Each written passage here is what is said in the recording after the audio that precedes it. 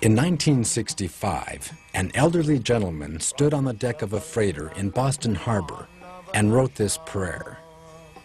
How will I make them understand this message of Krishna consciousness? I am very unfortunate, unqualified, and the most fallen. Somehow or other, O Lord, you have brought me here to speak about you. Now, my Lord, it is up to you to make me a success or failure as you like. 12 years later, Hare Krishna was a household word. A.C. Bhaktivedanta Swami Prabhupada had been more than successful. He had founded the International Society for Krishna Consciousness, a worldwide confederation of over 100 ashrams, schools, temples, and farm communities, and had made the chanting of Hare Krishna familiar to millions of people. He had written and published over 80 volumes of translation and commentary on self-realization, which are now standard in universities and libraries around the world, and he had gathered about him thousands of dedicated disciples. Srila Prabhupada became known to the world as a scholar, philosopher, social critic, and spiritual leader. But to his disciples, Srila Prabhupada was dearmost friend, father, and inner guide. The importance of the spiritual master to his disciples cannot be overstated. It is said that only by the mercy of the spiritual master can one receive the benediction of Krishna, and without the grace of the spiritual master, one cannot make any spiritual advancement. So the disciple's entire life focuses on the spiritual master and his instructions. In this relationship, the activities of the spiritual master are of monumental importance to his devotees.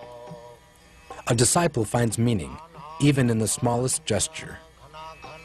Wherever he traveled, Srila Prabhupada would emerge daily into the chill and quiet of the early morning, and cloaked in a warm wrap, he would take a lengthy stroll with an entourage of students, disciples, and guests.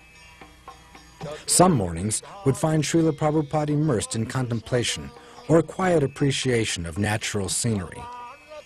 At other times, Srila Prabhupada would speak at great length and often with considerable intensity on various subjects.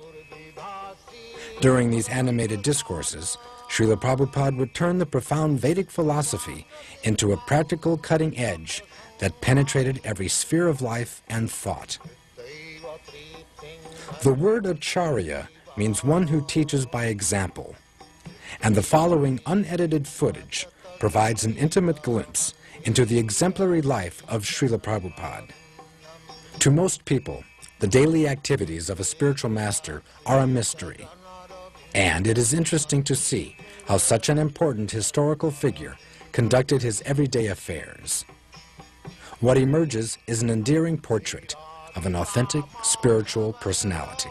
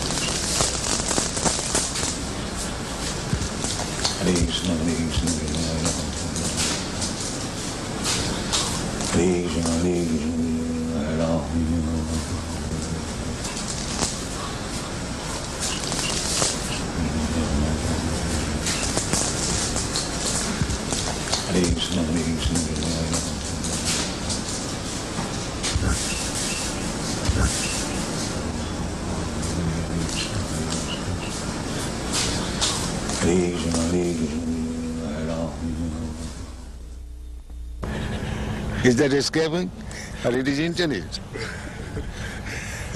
That you work hard and give it to me, you enjoy. This is intelligent. It is not escaping. That is going on. The capitalists, they are engaging these rascals, asses, in the factory and he's enjoying life. So that is intelligence. They let these rascals work hard and make a nice park for us, and we shall take advantage of it. This is intelligence.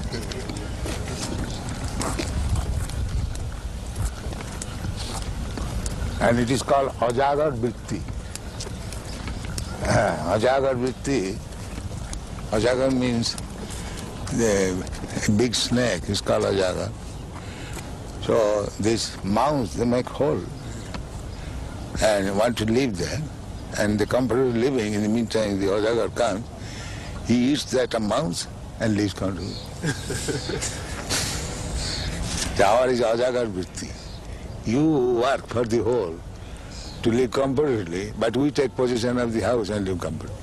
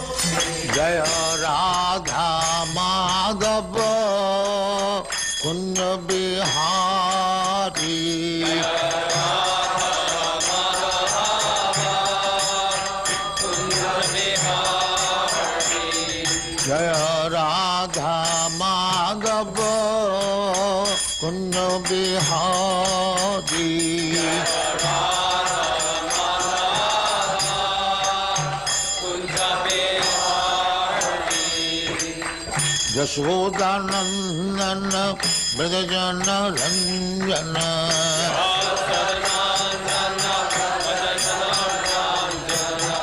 Yashodanandana Brajajana Ranjana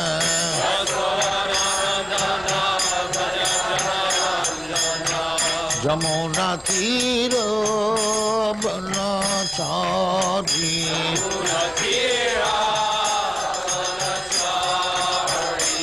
Jamuna Tira Banachari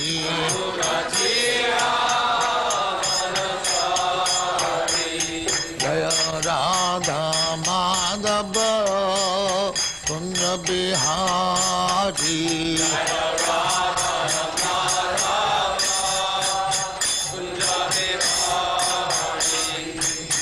Gopi Jana Vallabha Giri Varadhari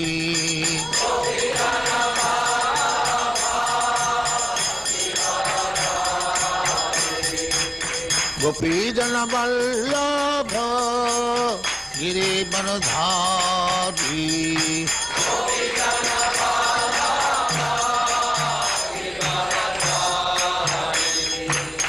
Yashodanandana Brajajana Ranjana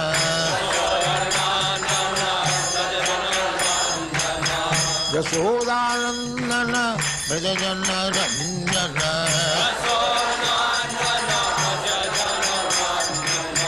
Yamuna Tira Banachari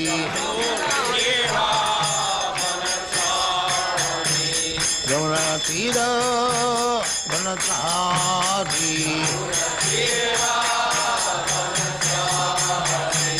Jaya Radha Madhava Kunja Bihari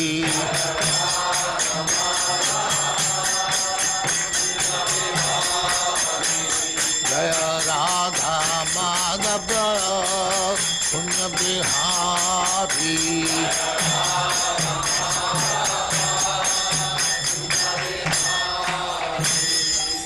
Jai Amuspat Paramahansa Paribhrajagacharya Sattvaresvara Samadhati Siddhanta Saraswati Goswami Bhagavad Ki Jai Ananta Koti Vaishnava Ki Jai Ramacharya Shri Haridas Thakur Ki Jai Prem Se Kaho Sri Krishna Chaitanya Prabhu Nityananda Shri Advaita Gadadhar Shivasari Gaur Bhakti Ki Jai Shri Radha Krishna मो गोपीनाथ श्याम खंड राधा खंड गिरी गोवर्धन की जय, वृंदावन धाम की जय, नवद्वीप धाम की जय, गंगा माई की जय, जमुना माई की जय, गुरु द्वारका धाम की जय, स्वामी तो भक्तवृंद की जय। All glories to their Samiti, all glories to their Samiti. Thank you very much.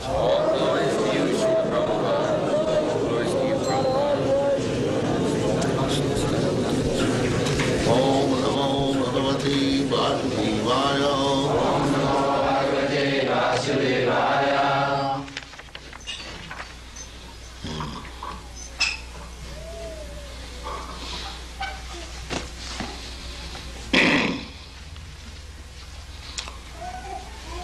This is a conversation between Maharaj Parikshit and Sukadeva Goswami. Maharaj Parikshit, 5,000 years ago, he was the emperor of the whole world. Formerly, up to 5,000 years ago, the whole world was being controlled and ruled over by kings whose capital was Hastinapur, New Delhi. There was only one flag, only one ruler, one scripture, Vedic scripture, and the Aryans, Arya, they were the civilized persons.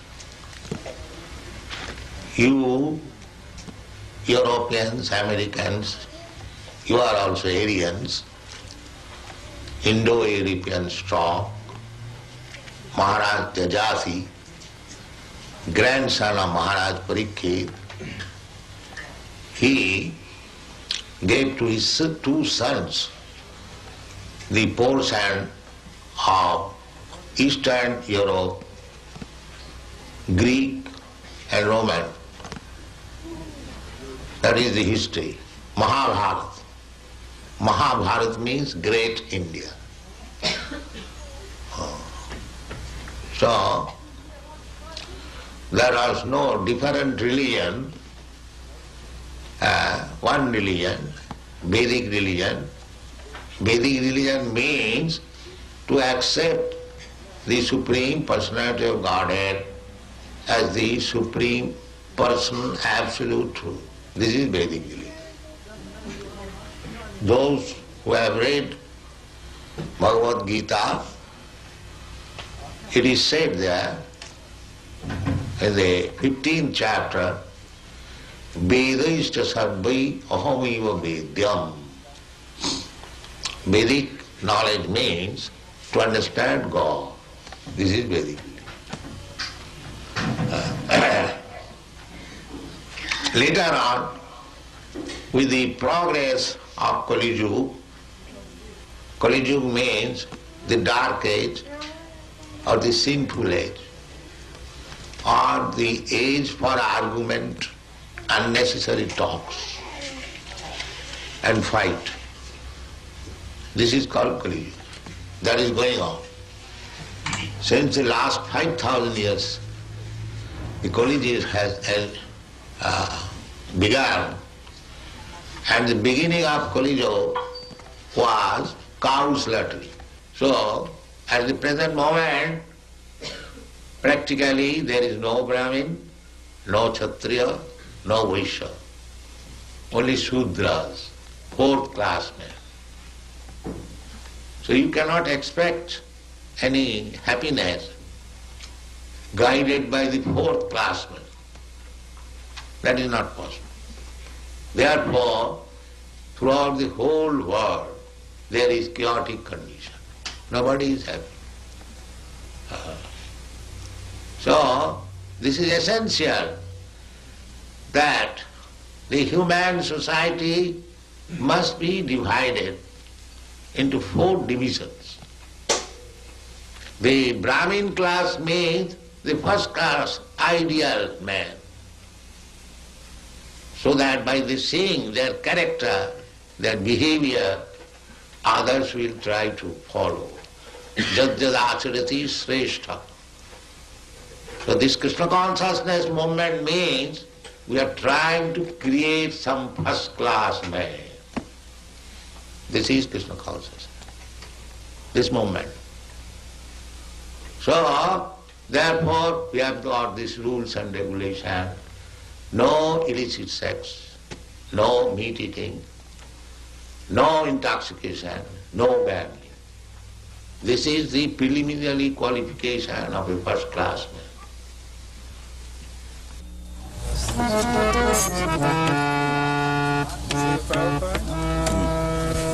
Prabhupada, on our tape recorder here that we have, we can make it so you can play nicely, and then later on at our own time we will take to play the Madanga and Kartals nicely. This way we won't waste any of your time. Do you think that's a good idea? They can read dub over the tape. See, we can, after you are gone, at our own time, we can play nicely. Do you think that is a good idea or not? I do not know. We think it will. I am not an expert. Well, if we can't get someone to play drum we would like to do that. There's a choice. You want to try? We would like to do it like that, Prabhupada. Can do that? No, if we get the...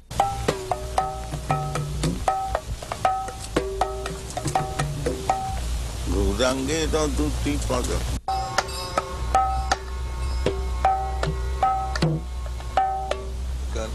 Just try. My father wanted me to become like this. Know everything, what is going on. He never wanted me to be a worldly man, earning money. He never wanted.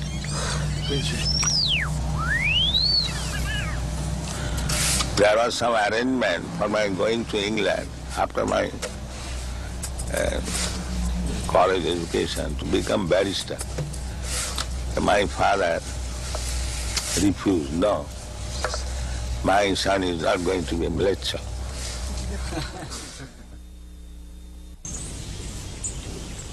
So, past, present, future, you exist. The body changes. Is it not clear? That's clear. Yeah. So therefore, the conclusion that when he will not have this body, he will have another body.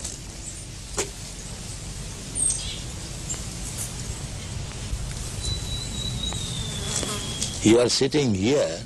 If you don't sit here, you go. That does not mean you are sitting,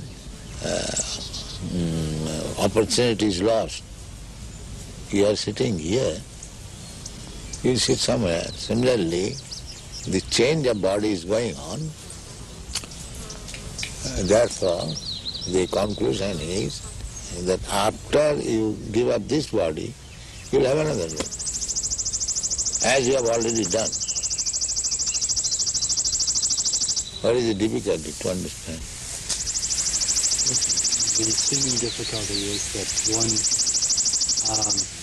while the body is different from that of a boy. Different body must be different. Therefore, that is called change of body. Unless it is a different body, where is the change?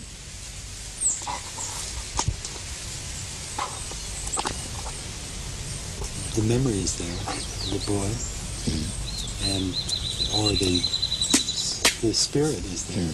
The memory, sometimes we may not remember, just like this child, he may not have memory when he was very small, but you have got memory. You know, when he was a small child, you are doing something, or he was playing with some cats and dogs, but he does not remember that. But you remember it. So, simply because he has forgotten, does that mean that the incidences were not present? So this argument is not very strong because I cannot remember. You do not remember so many things. Huh?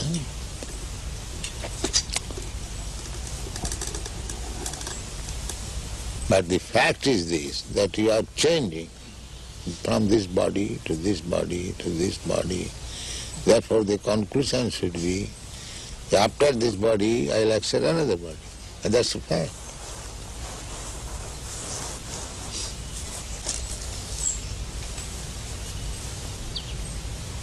As you have accepted in this life from one body to another body, there is a process how to accept it.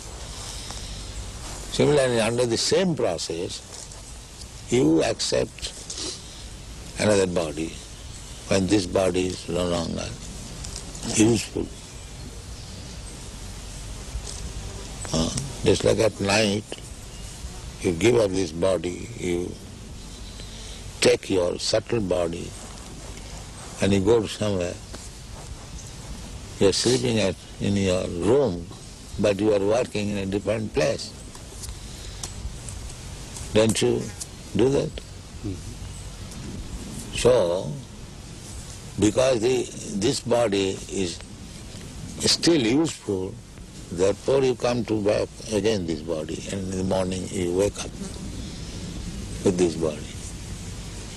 So death means when this body is useless, you do not come to this body, you accept another body. This is called death.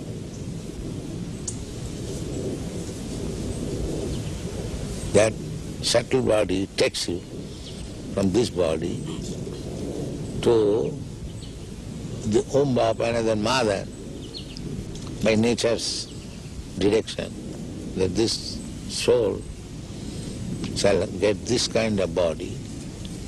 So the soul is enter in the womb of another mother's body, and then the body is prepared by the mother's blood and flesh, and when the body is sufficiently capable of working itself, then it comes again and begins its work.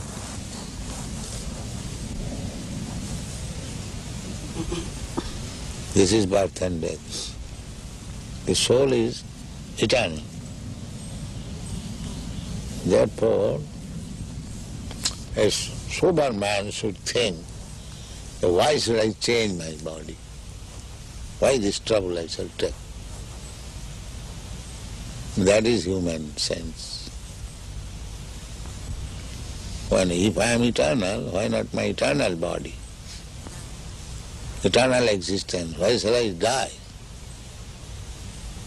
This is human sense. Unless one comes to this understanding, he is animal.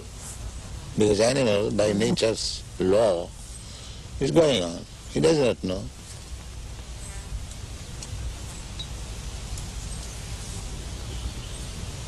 Then a human form of body, when he understands that I'll have to change this body, I'll have to get another body, then the question is, what kind of body I shall get?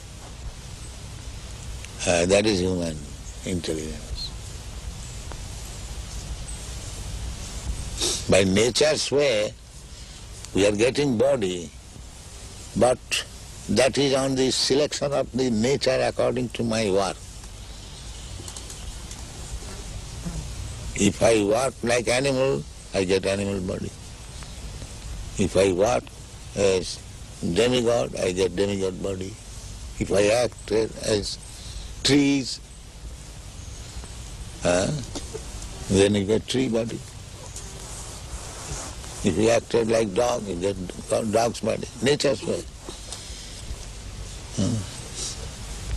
Therefore you find so many varieties of body.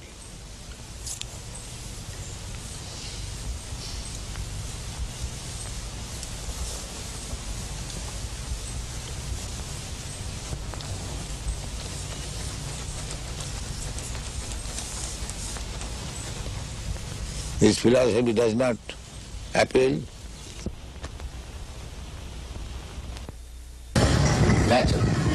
I want to love. It is not unnatural. When that love is reposed to Krishna, that is what it is. The Mahavadi, they are frustrated. Therefore they want to make this love into jiva. They cannot understand Krishna's love with gopis. They think it is another edition of this material. How are you? Are you good, Prabhu? How are you? You look better. You are looking better, brighter when I saw you leaving last week. You have got so much talent for serving Krishna. Everyone has that I am speaking. We are good tonight.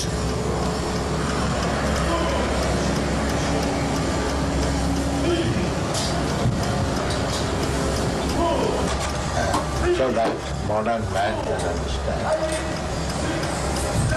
Otherwise, we are repeating the same thing. They are repeating also same thing. Sense gratification. Punak charvita charvanana. But because that is material, they are not getting happiness. But the spiritual thing, we are chanting the same Hare Krishna, simply, repeating, but we are getting transcendental beauty. What we are doing? Same Hare Krishna, Hare Krishna.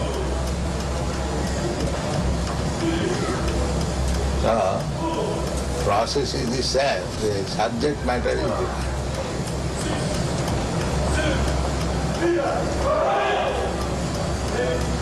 So why you are behind publication? Now all the big men are here. Why our books are behind? So if we wait for another birth, maybe we may not get even Bharat Maharaj. He also slipped, he became a deer. So we should always be vigilant. We have got this opportunity, human form of life. Let us utilize it to the fullest extent and be fit for going back to home. That is intelligence.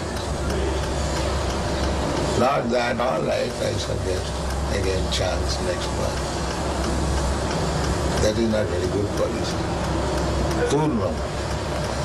Turnam means very hastily finish.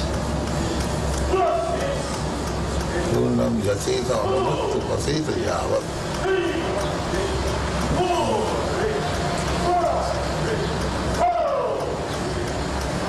These people are wasting time. They are resounding some sound, thinking that this sound will say, this is called foolishness, mura.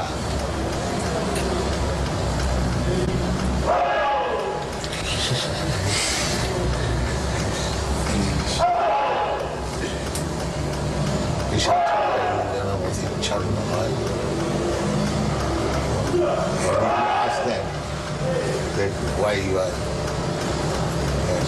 sounding so loudly, chant Hare Krishna, very loud.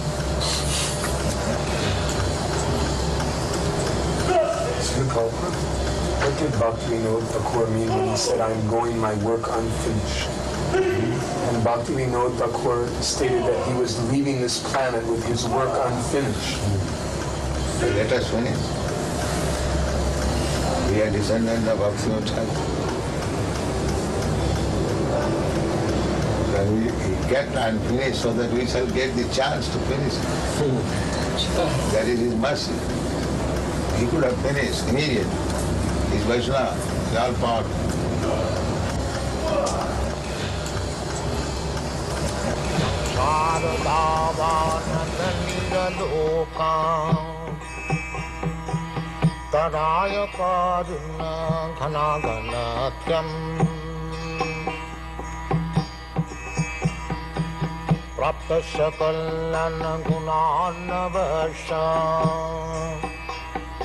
Bande Gurasi Charanarabindam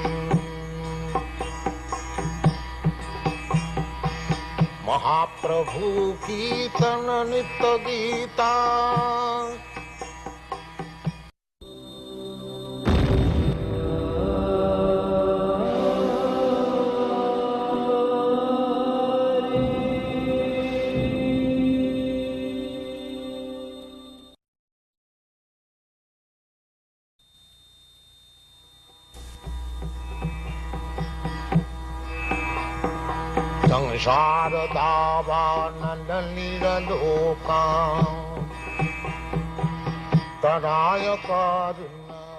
In 1965, His Divine Grace, A.C. Bhaktivedanta Swami Prabhupada, a Vedic scholar and holy man in the renounced order of life, left India for America to transform a bold vision into a historical reality of global dimension.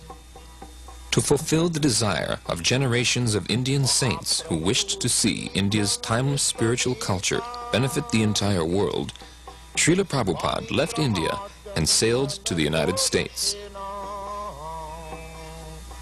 When he arrived by freighter, he was practically penniless, but after nearly a year of struggle, he established the International Society for Krishna Consciousness in July of 1966. In the years that followed, the society grew rapidly, and Hare Krishna became familiar to millions of people. Srila Prabhupada became the focal point for the public's interest in the Hare Krishna movement, but he was never too busy to carefully answer any question. And, with each and every encounter, he would open the doors to the ancient philosophical and spiritual knowledge of India. An acharya is one who teaches by example. By his personal example, Srila Prabhupada demonstrated that the soul, the self, is naturally eternal, full of knowledge, and full of transcendental bliss. When a living being is awakened to his original constitutional position of Krishna consciousness, he becomes filled with sublime, exalted spiritual emotions that have no material counterpart. As a great self-realized and God-conscious saint, Srila Prabhupada often exhibited the spiritual happiness that Krishna describes in the Bhagavad Gita. That sacred and ancient fountainhead of wisdom has this to say about the final state of human perfection. In that joyous state, one is situated in boundless transcendental happiness and enjoys himself through transcendental senses. Established thus, one never departs from the truth, and upon gaining this, he knows there is no greater gain. Welcome. Thank you. You founded the Hare Krishna movement some 7 years ago in 1967, did you not? Yes. In a capsule, what is the movement? The movement is to awaken God consciousness of the human being. The human being is distinguished from the animals, that the animals cannot understand what is God. Mm-hmm. And if the human being also does not understand what is God, then he is animal. I see. And so your movement is to bring about an understanding of God among human beings. Yes. And Hare Krishna means what? Hare Krishna means addressing the energy of God. Hare means the energy of God, and Krishna means God. Mm-hmm. Okay, you were here yesterday and to attend your annual festival that was held here in Golden Gate Park, and we were there too. And in fact, here it is. A few thousand people came out to hear it. How many people are now disciples of the Krishna consciousness movement? dedicated life, about 10,000. About 10,000 dedicated in ones. the Western world. Your Grace, is there any significance at all in the shaved head? Why are heads shaved? We keep ourselves very clean, that's all. Oh, it's just a cleanliness thing? Yes. Is there any significance in the color of the robes? At least at the present moment, people think that by keeping long hair, it becomes very beautiful. I see. Yes. We are against it. Just as simple as that. Is there any significance in the yellow robes? Yellow robe is the dress, those who are dedicated. It could very well have been a blue robe. It's just something that was arrived at. This saffron. Your Grace, why do you feel that so many people are pulling away from the traditional religions in this country, such as Christianity and so forth, and going for the trying to understand the Eastern religions? We hear a lot of swamis and gurus and other type of yogi and so forth. Why do you feel that people are pulling away from the traditional Christian standards here? But we see that the Christian churches, especially I have seen in London, mostly closed. People are not interested, or the Christian leaders, they cannot make them interested. Why? Did Christianity fail the people, which is why they're turning to other things? Or? I think so. You say that Hare Krishna consciousness pretty much takes the absolute truths from the Bible, the Quran, the Torah, and the Vedic. Yeah, everywhere. Everywhere. Religion means to understand God. I understand, but do you feel that in getting truths from various places like the Bible and the Quran and so forth, don't you run into conflicts at all or contradictions in those particular philosophies? No, I don't find any conflict, because the ultimate goal is God. So you have to understand God and try to love Him. So you can go through any religious process. If the goal is attained, that you understand what is goal, and you try to love Him, then your life is perfect. Why do we see so many of your followers chanting almost all the time? Chanting means to keep association with God always. So you have to audibly chant Hare Krishna? Yes. This is transcendental vibration. Just like a radio message, if you keep contact with the radio message, then you know everything what is going on outside. Similarly, this transcendental sound, Hare Krishna, if you chant, then you keep connection with God directly.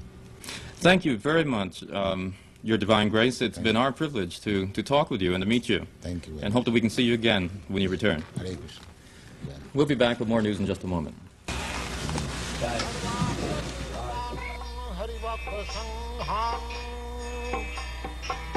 Daiva triting bhajat sadaiva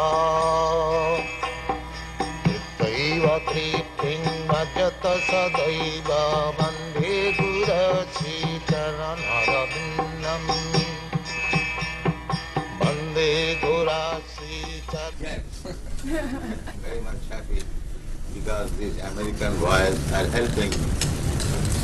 It is due to their cooperation the movement is spread all over the world.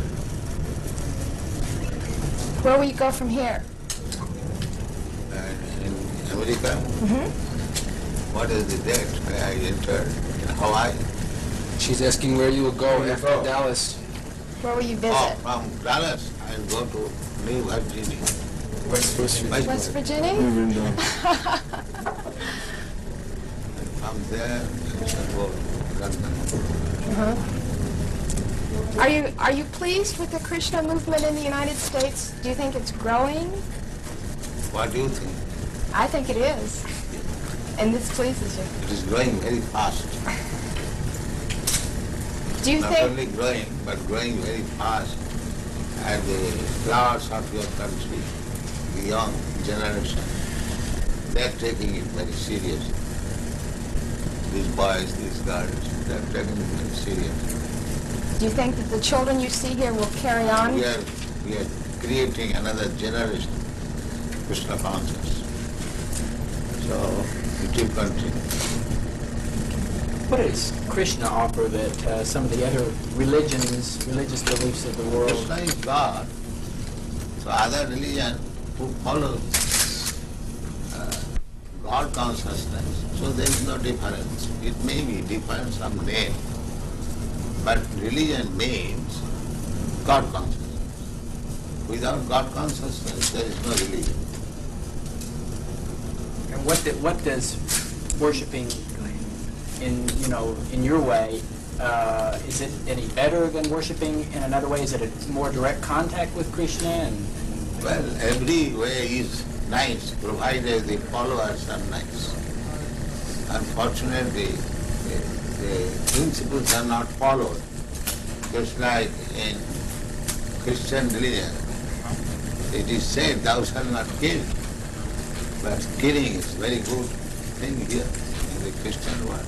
Killing simple. So many slaughter out. That is not Christian religion. But followers, they do not follow the rules and regulations. That is regulated. Otherwise, it is very nice. Our also principle is no meat eating. That means there is no killing of animals. Every religion says like that, but the followers do not follow. The Krishna religion teaches that women are to be subservient to men always. Why? The Krishna religion teaches that women should be subservient, should be subordinate to men. He's asking why. Well, not should be, they are, by nature. What do you think, your position? I don't believe in that, of course. I disagree. But if voluntarily become subservient to a man, that is the nature. Does that make them less of a being? They are seeking to become subservient, attracting man. Take me as subservient. That is natural.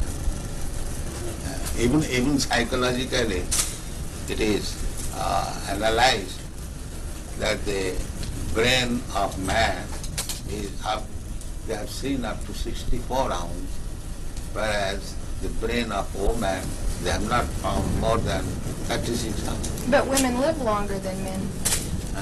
Women live longer than men. Not necessarily. So yes, we got you. Sometimes it is. My grandmother lived about 100 years. My mom. So sometimes it happens. You see, now how It is not restricted among women. There are men also. How old is the movement? But from historical point of view, it is about 5,000 years old. Why has it just begun to really catch on in the Western world? I mean, just recently, in recent years, has it begun to sweep the Western world? Why is this? The Western world, the younger generation were being frustrated, the hippie movement. So, when they saw something tangible, they accepted it. What things would, if everyone in the United States believed in Krishna to the extent that you do, what would happen to this country? How would it be transformed? They'll be very happy and peaceful. There will be no more hippies. What would you describe as a hippie? Someone who smokes... You know better than me. Something extraordinary. How do you respond to this? How should people who follow your beliefs, how should they respond to other people who are criticizing them and, for the way that they... Well, this criticism, you criticize me, I criticize you. That is going on. Even there is no change of dress. It is man's nature to become envious, to criticize others. That is material nature. So you think that they're envious because they're criticizing? Yes. Because of the happiness that the people have? Certainly. Sometimes they inquire, are you Americans? Because they never saw Americans so peaceful. And in the priests also, they very much appreciate. In Melbourne, the Bishop of Melbourne and the head of the Scottish Church and many church people, they very much appreciated. Invited me and talked in a society of that San Francisco. There were hundreds of fathers. The meeting was attended. I spoke for 1 hour and they very much appreciated. I applauded for 10 minutes and they accepted this principle. And Reverend Powell here, he gave declaration that we have no alarm from the Krishna movement. Do you, this is your 3rd visit to Dallas, is that correct? I think 3 or 4. Third. Why was Dallas selected as the point to establish the school? I believe this is the first school, isn't it, in the United States to be established? Why was Dallas particularly chosen for the school? Krishna's choice. Krishna's choice. He chose Dallas. Yes, we got a nice house and we accepted. So it was Krishna's choice. Where does the Krishna National or the International Krishna Organization get its funds? From simply donations? They've been criticized occasionally for being very wealthy. Yeah, that is our reputation. Even in Indian Parliament, this question was raised. That these Hare Krishna people, fabulously rich, where they get money. Somebody suspected that we are getting bribes from American government. What is that, CIA?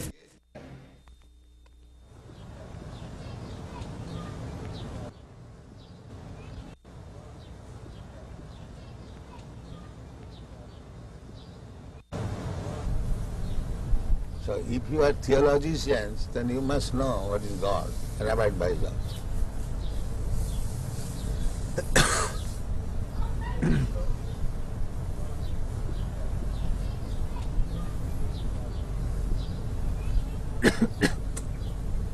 What do you think, Dr. Judah? Pardon? What do you think, this proposition? Yes, well, I think you're quite right. I think that it is certainly in our day and age, many of us don't really know God. Then he's not theologist. He's theosophic. We know about God, but we do not know God. I would agree. That is theosophy. Theosophy is they're thinking there is something superior. But who is that superior? They're searching. The same thing. A boy, he knows I have a father.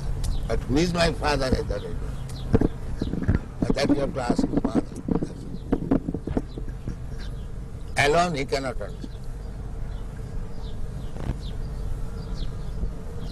So our proposition is that if you do not know God, and here is God, Krishna, why don't you accept it? You do not know, first of all. And if I present here is God, then why don't you accept it?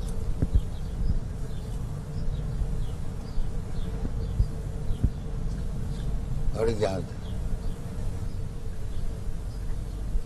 We are presenting God, here is God.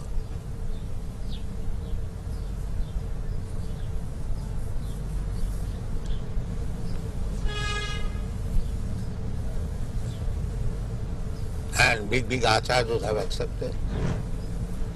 Ramanucharya, Madhvacharya, Vishnu Swami, Lord Chaitanya, and our disciplic successor, my Guru Maharaj, and I am preaching, he is God. I am not presenting a God whimsical.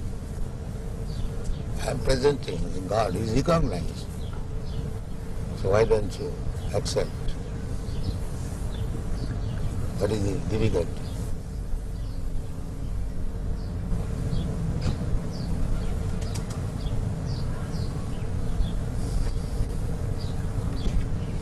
suppose one of the difficulties for certainly many in the older generation is that we follow certain patterns of life, and And you are not serious about God. and it is difficult to change. This is the great problem.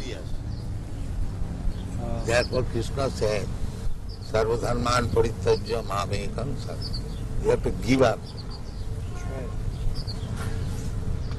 If you are not prepared to give up, then you cannot accept God.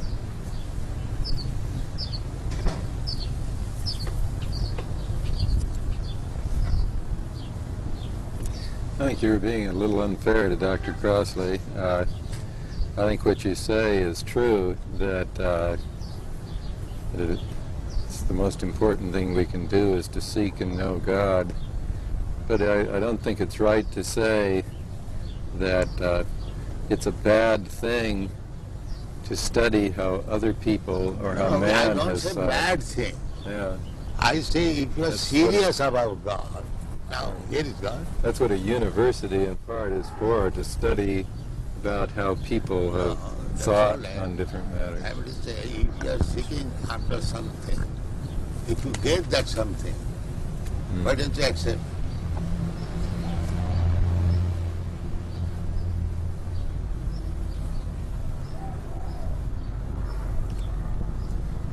Do you believe that Christ said that Krishna was his father? The name may be different. It's like in our country we say this flower something, we say something. But subject matter must be the same. Name is not. You can say any different, as you understand. But God is one. God cannot be two. You may give him different names, that is different. But God is one. God cannot be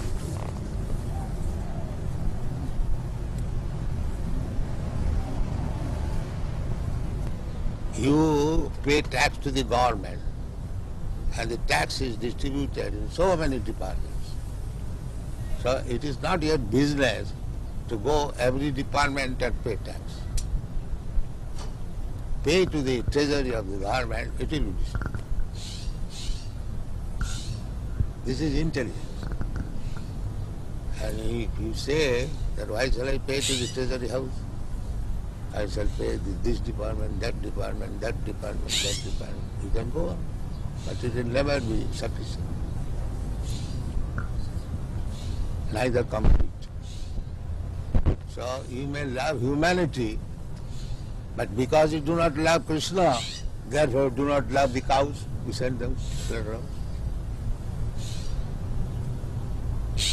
So your love will remain defective. It will never be complete. And if you love Krishna, then you love in the small ant.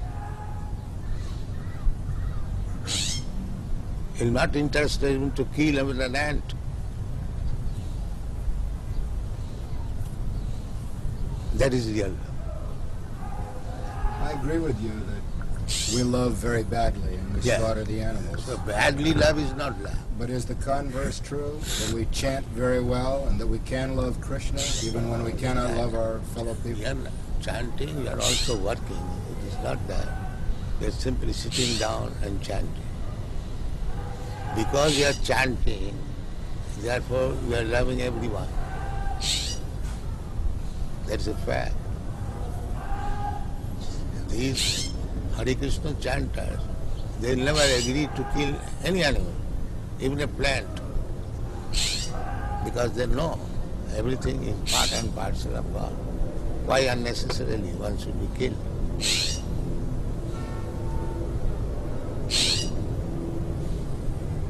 That is love.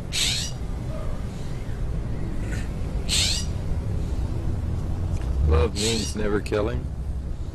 There are so many things. It is one of the items.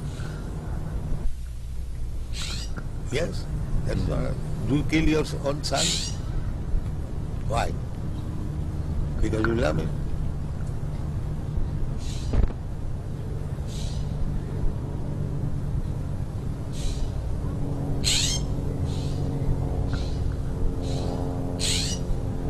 you explain the other side of it?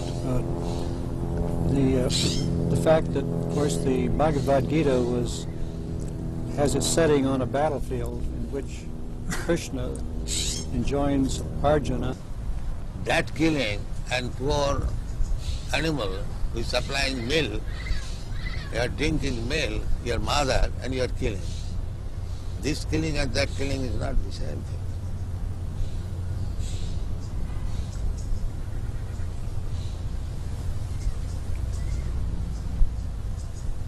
According to Vedic civilization, the cow is to be given special protection.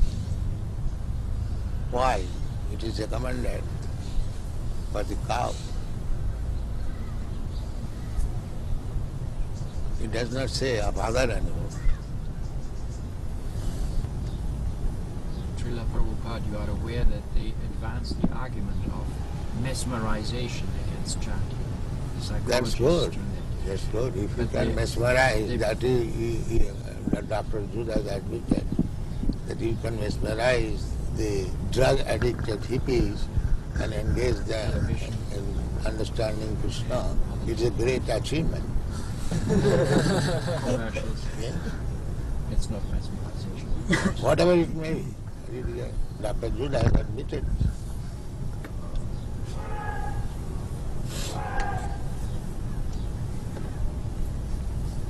So, if mesmerization is for good, why not accept it? If it is for bad, then it is anything. If it is doing good, why not accept it? What do you think? I don't know how to react. I think I agree with you. If it is good, everything good should be accepted.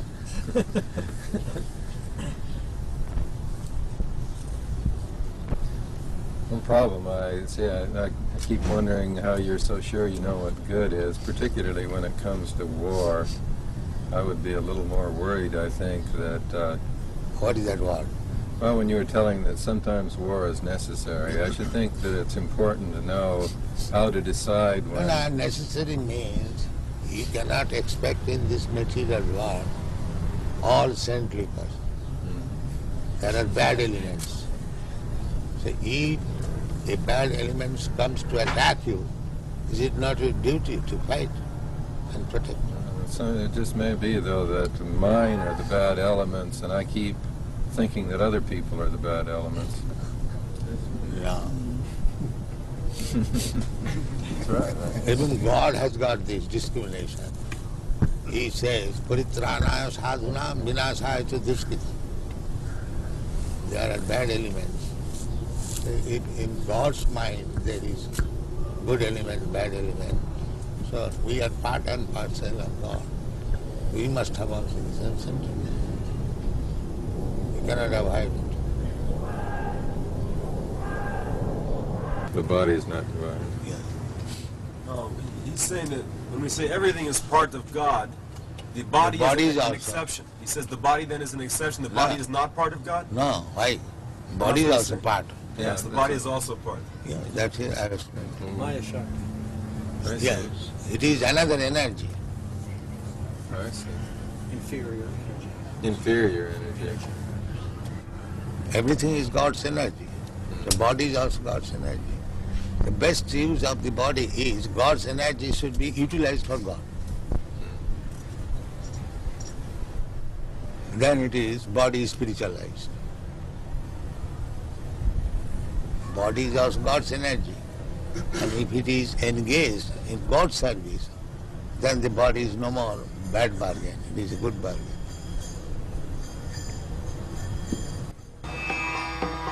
Sangsara davanandalira loka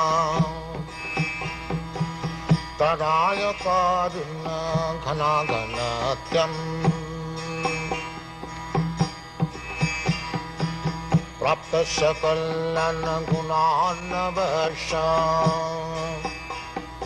Bande gurasi charanarabindam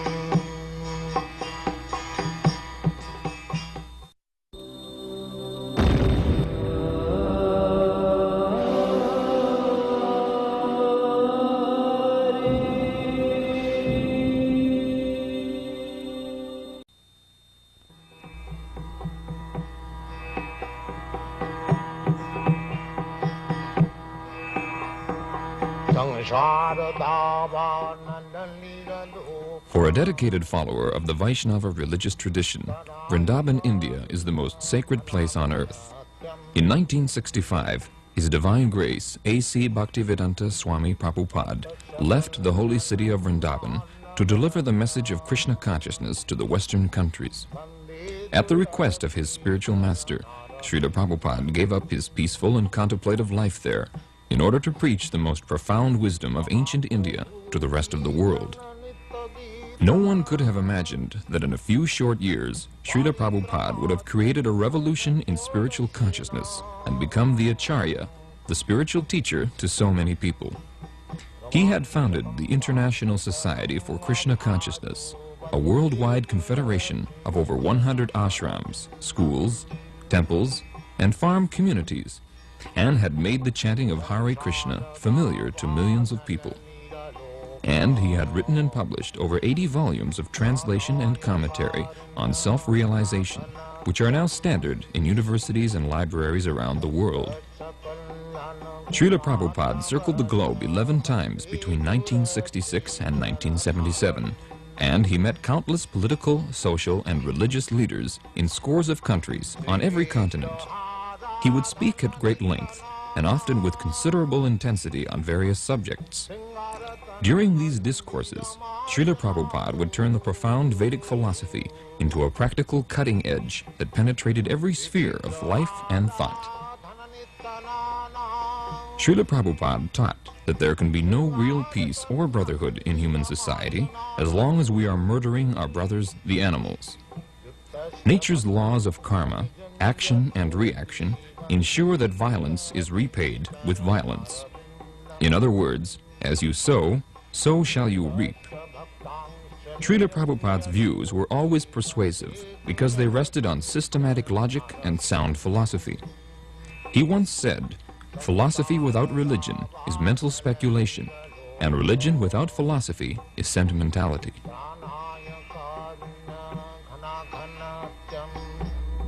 By example, it is necessary for la nourriture, food, for the food of man to eat. Man can eat grains, fruits, milk, sugar, wheat. Not pas de chair, pas de, not no flesh. No flesh. No. Why? Just like the fruits. The fruits are meant for human beings. Yes. The tiger does not come to eat your fruits. Yes. So tiger's food is another animal. Man's food is fruit. Yes, sir. Food grains. Yes, yes. Milk products. Just like it is why? Because grain and plants are also living beings. That's all. Living beings. That we also understand. Yes, sir. But if you can live just like generally, if I can live on fruits and grains and milk, why should I kill another animal? Yes. Another thing is that how can you suppose that animal killing is not sin? Yes. Comment justifier que tuer les animaux n'est pas péché? Que les animaux n'est pas péché. Que tuer les animaux n'est pas péché. How do you justify it? Yes, because we thought that there is a difference of nature between life of man, life of spirit, and biological life. And we think that all the creation of animal and of plant is given by God to the man to help the man in order to realize his vocation. Himself, Your Grace, said that only the spirit is real beings, and the remain is appearance, and not really exists. And we think so. We think that animals, plants, are not real beings, are world of appearance, and that a human person only is real being. And that, in this sense, the material world is without importance. Now, I follow. Suppose you are living in this house. Yes. So, you are not this house. That's a fact. Yes, yes. But if I come and break your house, yes, is it not inconvenience for you? Yes, surely. Surely it is inconvenient. So if I cause inconvenience unto you, yes, is it not criminal? It is inconvenient to me, but is... No. If I cause some inconvenience to you, yes, is it not criminal? Is it not sinful?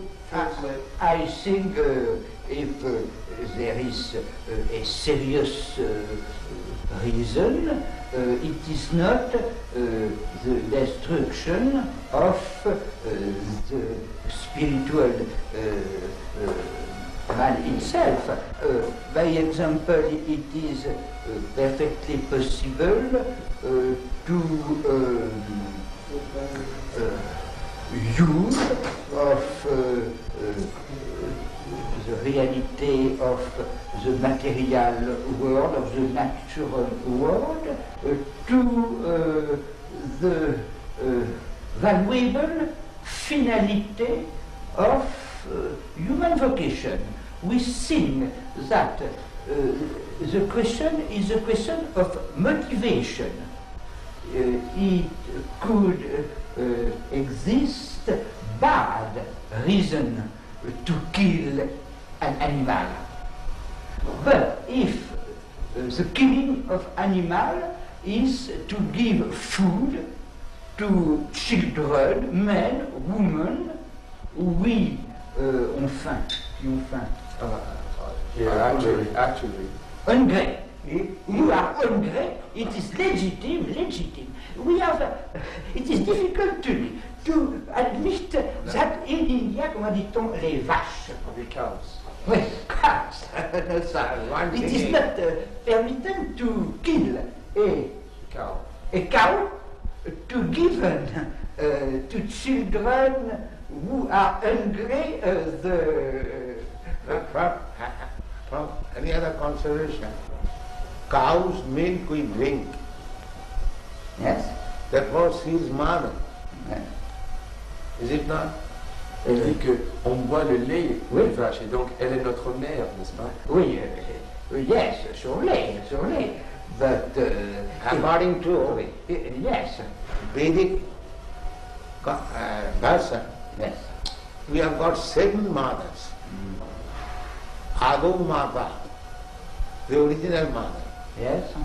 Guru Patni, yes, wife of the master, spiritual master. Yes.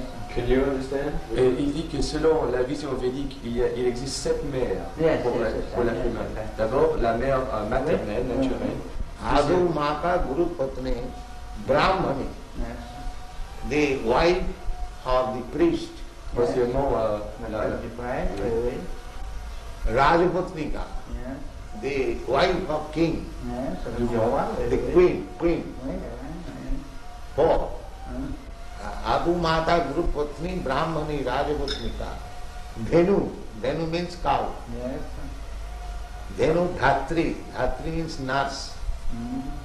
Tatha Prithvi, Prithvi means earth. These are 7 mothers. Yes. So, cow is mother because you drink milk, cow's milk. Yes. How can I deny that she is not mother?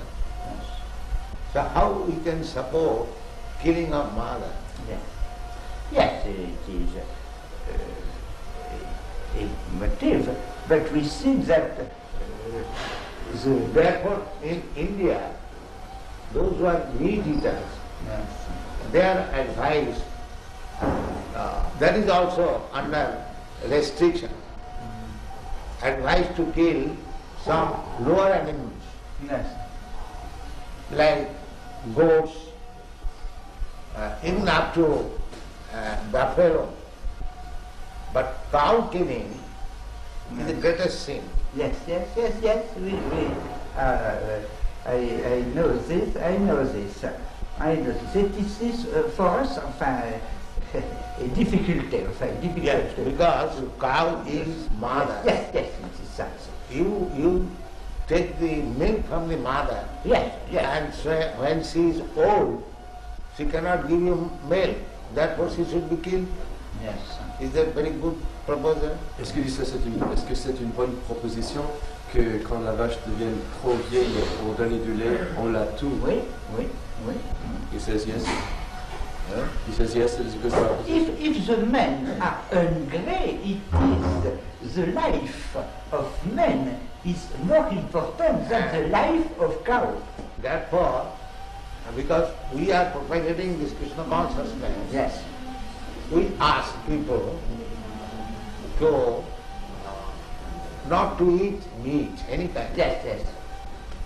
But if under certain circumstances you are obliged to eat meat, yes, eat the flesh of some lower animals.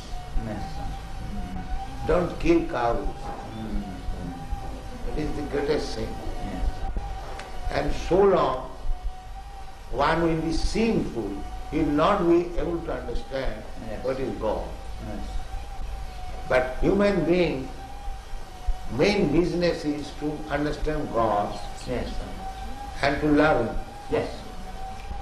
But if he remains sinful, neither he can understand God and what is the question of loving. Yes. Therefore, at least from the human society, this cruel maintenance of slaughterhouses must be stopped. Il dit que il est recommandé dans la Sainte Védique que si on doit manger de la viande, c'est mieux de tuer des animaux inférieurs à la vache. Et donc, ces abattoirs qui existent actuellement doivent être fermés si on veut avancer l'espèce humaine. I think that perhaps this is not an essential point. I think that in this realm the uses of various religions can be good. The important is to love God, but the commandment practical can be various. That's like God. If God says that you can do this, that is not sin. But if God says that you cannot do it, then it is sin. That is our pleasure. Isavasanidam sarvam. Everything belongs to God. That's it. Under the influence of Maya, we are thinking, and this is my fault.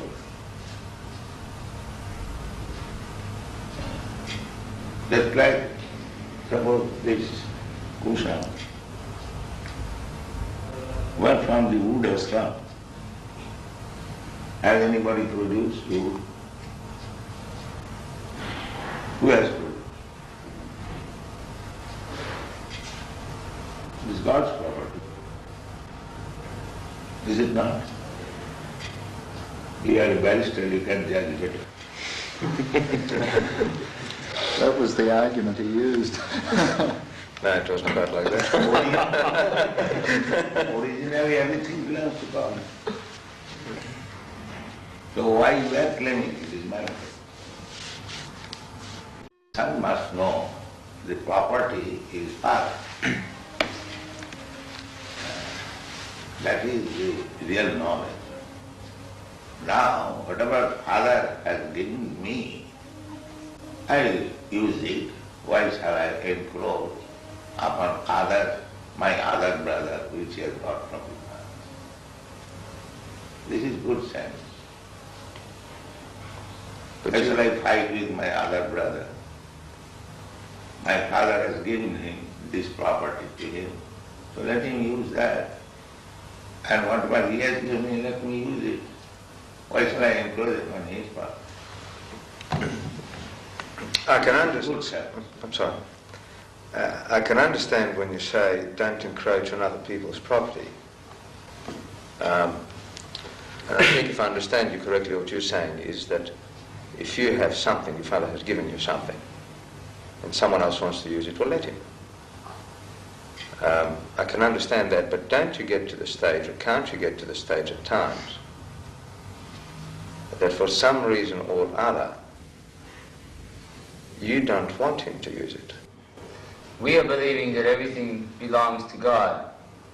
If someone else does not believe in that concept and tries to use what we... That is wrong. That I say. That is his wrong concept. Well, how do you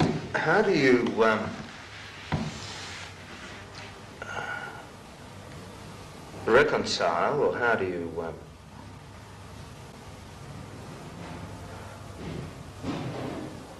work out a situation? If everything belongs to God,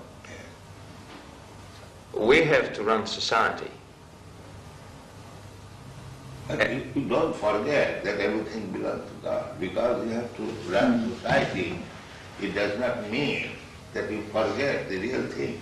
Look, so I really don't object to that idea at all. But the thing is that the system we're working within has got different concepts. You should be rectified. We should be so rectified. The system should be rectified. First thing is that everyone should be convinced or understand clearly that everything belongs to God. But they have no conception of God. That is the whole human society at the present moment. Majority, they are godless, especially the communists. They don't acknowledge the scientists, the philosophers, the scholars, all godless. But you can't say that scientists are working in a way that is opposite to God's will. Oh yes, I have met many scientists. They say that we shall solve everything by scientific advancement. We have done already. They say that. But just because they are... Like there is a big theory, chemical theory, one big scientist, big or small, whatever he may be. He has got a Nobel Prize. It's medium-sized. It's medium-sized. Yeah. He is making the theory, the life has come from chemical. The chemical coming. Chemical evolution. Darwin's theory is also that. This is big scientists. They are so full that life has come from matter. Where is the proof? It's not a very good... He was lecturing in California University, and there was one student, his mind is happy. He challenged him that he to get the chemicals, whether you can manufacture life. That answer was, that I cannot say. What? You are putting this theory that life has come from chemical. So science means observation and experiment. Now, we experimentally prove, get the chemicals and produce a life. They're trying. That is another business. When you are trying to be a lawyer or barrister, that does not mean you are barrister. When you are a student of law, you cannot say that I am barrister or advocate. You cannot say. You are trying to be, that is another. Well, that's what they're trying. But while they are trying to be, they are taking the position of leader.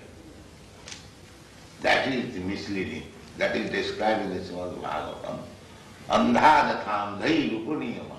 One blind man is trying to lead many other blind men. What is the use of such leading? But can't you have people doing good for the sake of goodness?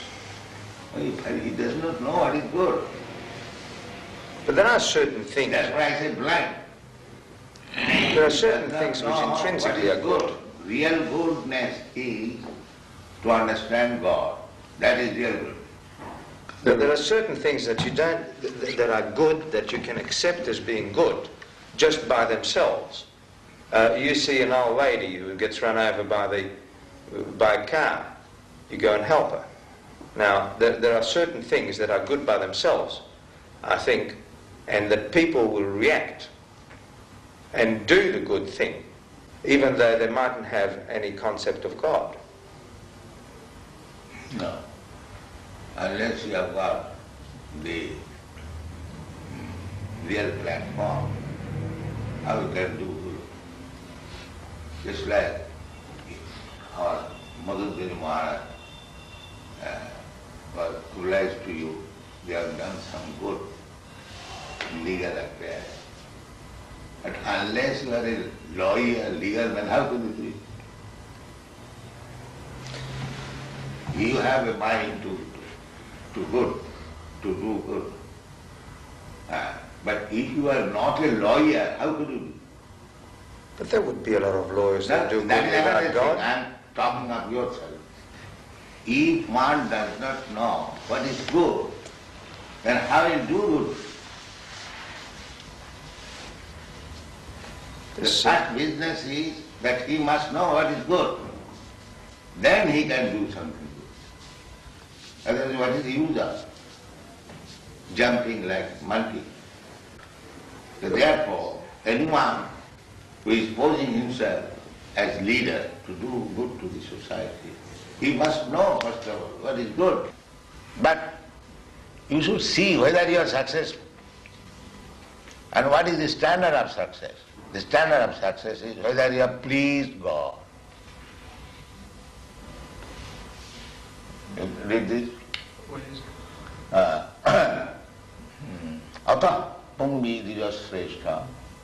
Ata pungbi.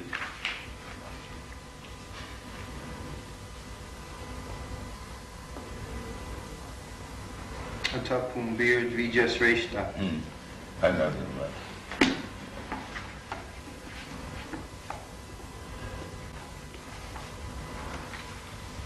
Tapumbir dvijasreshta varnashram vigbhagjaha svanus disyasya dharmasya samsiddhi haritosvanam.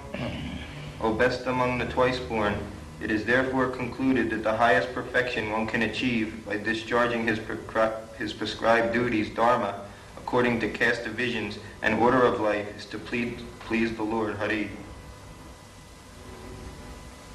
That is it. That should be it. So, whether by my profession, by my business, by my talent, by my capacity, there are different categories. Whether I have pleased God, then it is success.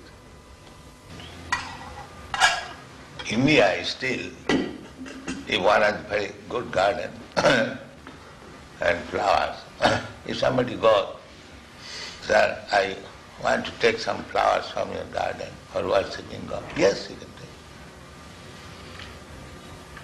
They will be very glad.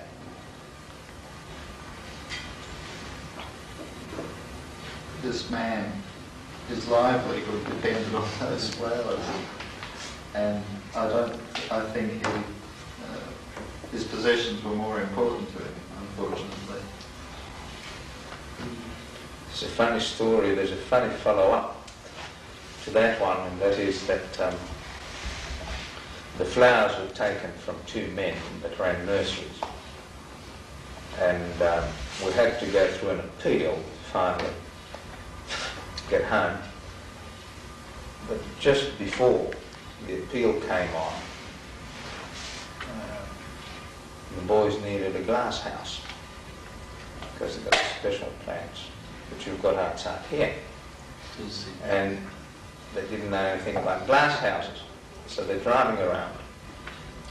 And one said, well, let's go and find out something about glass houses. Oh, there's a nice nursery. So the car drives up, you see. Devotee goes out, and he said, excuse me, sir, but we're interested in glass houses. He said, will you please get out of my land? Say nursery.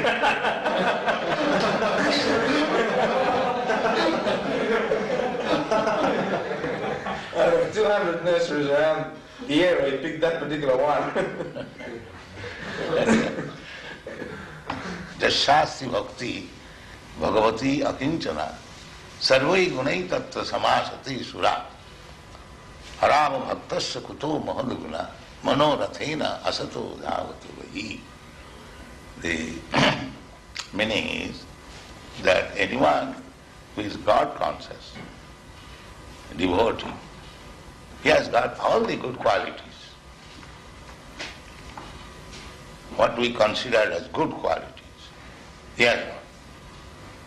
And similarly, one who is not a devotee of God, he has no good quality. Because he will hover on the mental platform. There are different platforms. Bodily concept of life, general, and this body. Therefore, my business is to satisfy the senses. This is bodily concept of life. And others, they are thinking, I am not this body, I am mind. Well, they are going on mental speculation, like philosophers, thoughtful men. And above that, there is intelligent class of men practicing some yoga. And spiritual platform is above that. First bodily concept, gross, then mental, then intellectual, then spiritual. So this Krishna consciousness movement is on the spiritual platform, above body, mind and intelligence. But actually we should come to that platform because we are spirit soul. We are neither this body, nor this mind, nor this intelligence. So, one who is on the platform of spiritual consciousness, they have got everything. Intelligence, proper use of mind, proper use of the body. Everything is there. He must at the same time, although he is hero, he must be generous. Just like Alexander the Great, perhaps you know the story. He arrested one thief. So when he was arrested and he was being judged by Alexander, the thief pleaded that what is the difference between you and me? You are a great thief, I am a small thief. So Alexander understood it and got him religious. This is generosity. He must agree to the principle. Well, there's another one, the battle. Remember the big battle where the opposition, what was his name, was on the ground, and he said... Abhimanyu was surrounded by the Maharathis. There was no mercy then. So now Gana was objecting that you cannot shoot a man if he gets off his chariot. And Krishna said there was no mercy with Abhimanyu, so therefore there will be no mercy now. Tit for tat. But where was the generosity then? Now what that is happening? Tit for tat. Was that generosity? Was that, where was No. generosity? That Just times, Wally, surely. There's times today. That is war tactics. That is war tactics. He's going to bring some prasadam for you. Give some prasadam for them. Yeah. Yeah.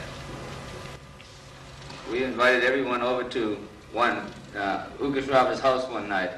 We had a big party, and Wally came and Raymond came, and they became very much addicted to prasadam.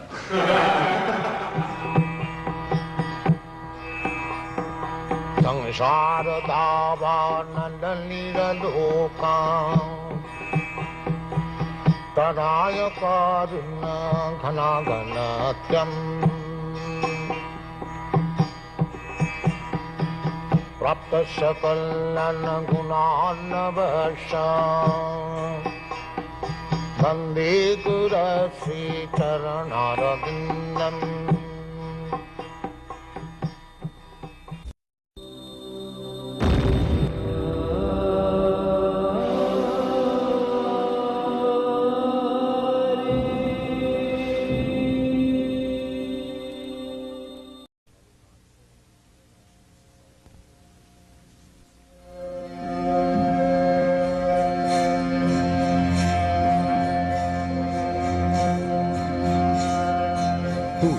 Srila Prabhupada, people often ask.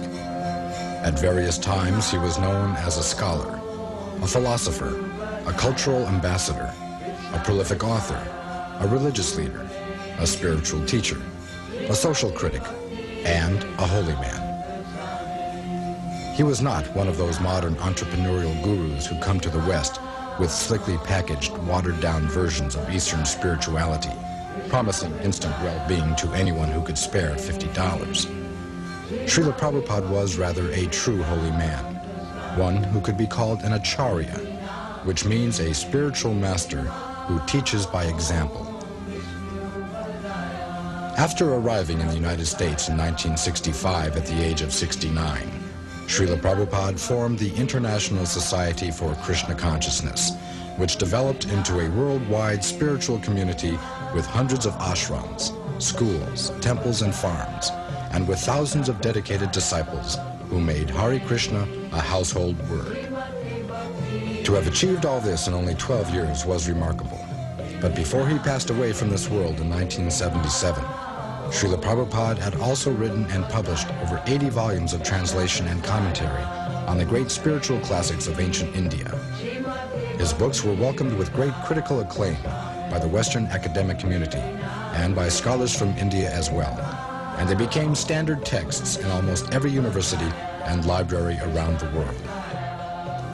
Srila Prabhupada had also succeeded in transmitting the profound wisdom of the ancient Vedic culture in a form and style that was clearly understandable to the average modern man. He could somehow explain even the most difficult philosophical concepts to people who were totally unfamiliar with the complex Indian religious tradition. Srila Prabhupada circled the globe 11 times between 1966 and 1977, and everywhere he went, he taught the same basic truths, the fundamental principles of religion that constitute the cornerstone of spiritual understanding for everyone, no matter what their nationality or religion.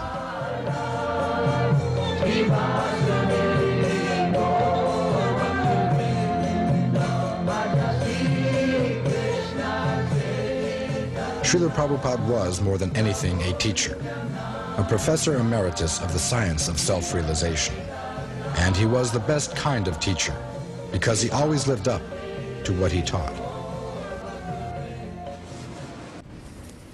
They also say that no one can ever be pure, that everyone is doomed to be a sinner. That is Atmavat Mannate Jagat. That is the conditioned soul's qualification, that he is a fool, he thinks other fools. Everyone, he thinks he is like me.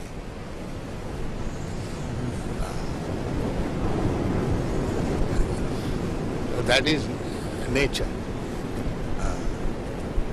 Atmavat Mannate Jagat. Everyone thinks others like himself. If he's a fool, he thinks all are.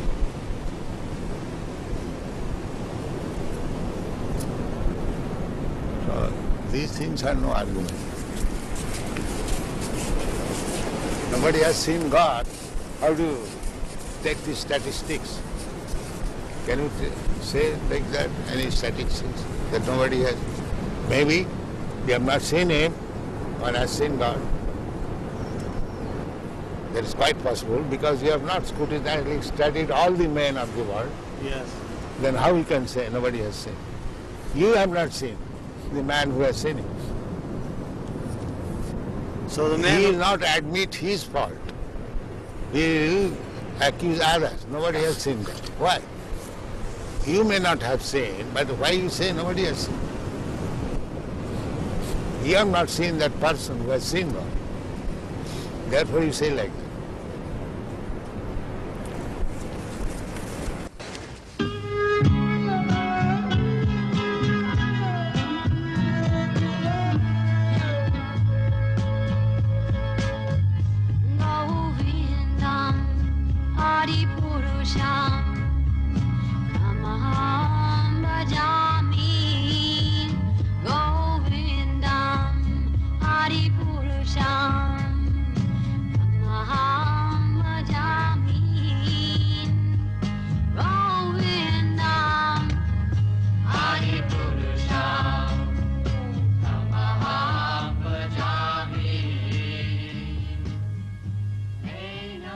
Jaya Radha Madhava Kunja Bihari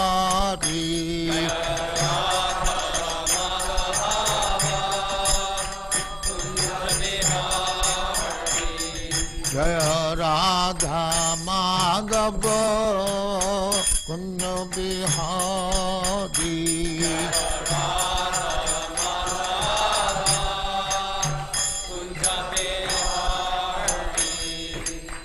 Yashodanandana Brajajana Ranjana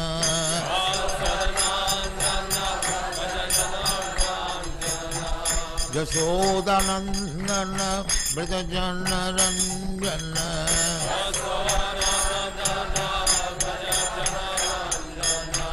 Jamuna Tira Banachari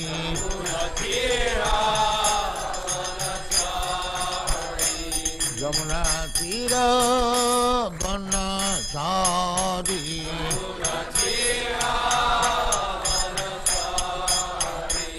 Jaya Radha Madhava Kunja Bihari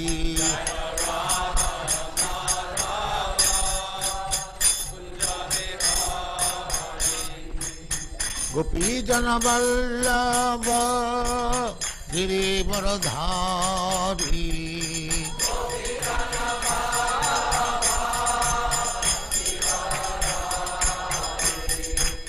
Gopi Jana Vallabha Girivaradhari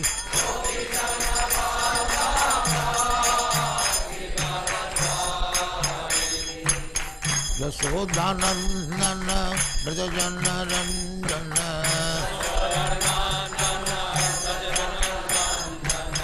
Yashodanandana Brajajana Ranjana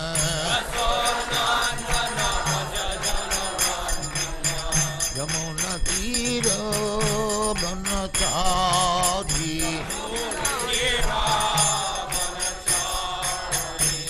Yamuna Tira Banachari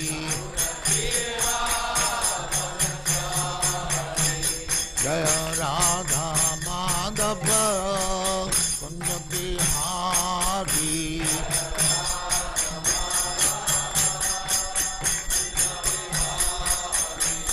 Jaya Radha Madhava Kunja Bihari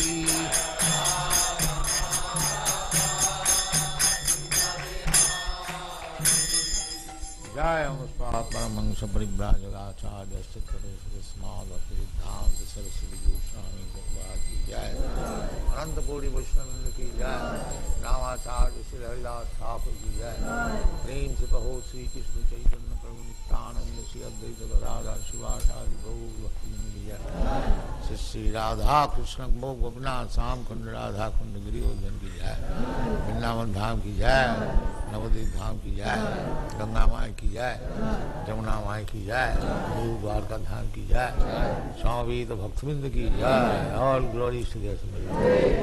All glories to the Assembly. Thank you very much. All glories to you, Srila Prabhupada. Glories to you, Prabhupada.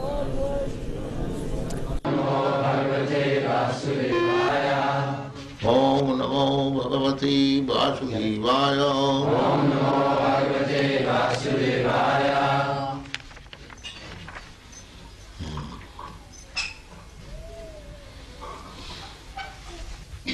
The child is changing his body to baby, the baby is changing his body to boy, and the boy is changing his body to youthhood. Then, in this way you are changing body. That you have got experience. You had a child's body, you remember. Or you had a boy's body, you remember. But the body is no longer existing. But you are existing. Therefore, the conclusion is that when this body will be no more fit for existing, we shall have to accept another body. This is called tatha dehantara prapti. So we have to change. That is nature's law. The soul is immortal. Na jayate na amriyate va kadachit, na hannate hannamane sarire. The soul is not finished. Simply a particular type of body being finished. No. The people do not know it. And because they are simply engaged in sinful activities, their brain has become so dull that they cannot understand this simple truth, that as you are changing body in this life, therefore you will change this body to another life. This is very simple truth. But at the advancement of material civilization, we have become so dull and rascal that we cannot understand. Sarvapadhi vinirmuktam tat parattena nirmalam rishikena rishikesa sevanam bhakti ruchyate. This bhakti means that we have to clear ourselves from the designation. What is that designation?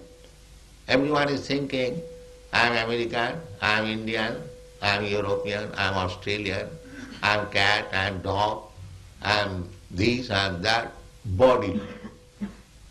We have to cleanse this bodily conception of life, that I am not this body. Aham Brahmasmi, I am spirit soul. This you have to realize.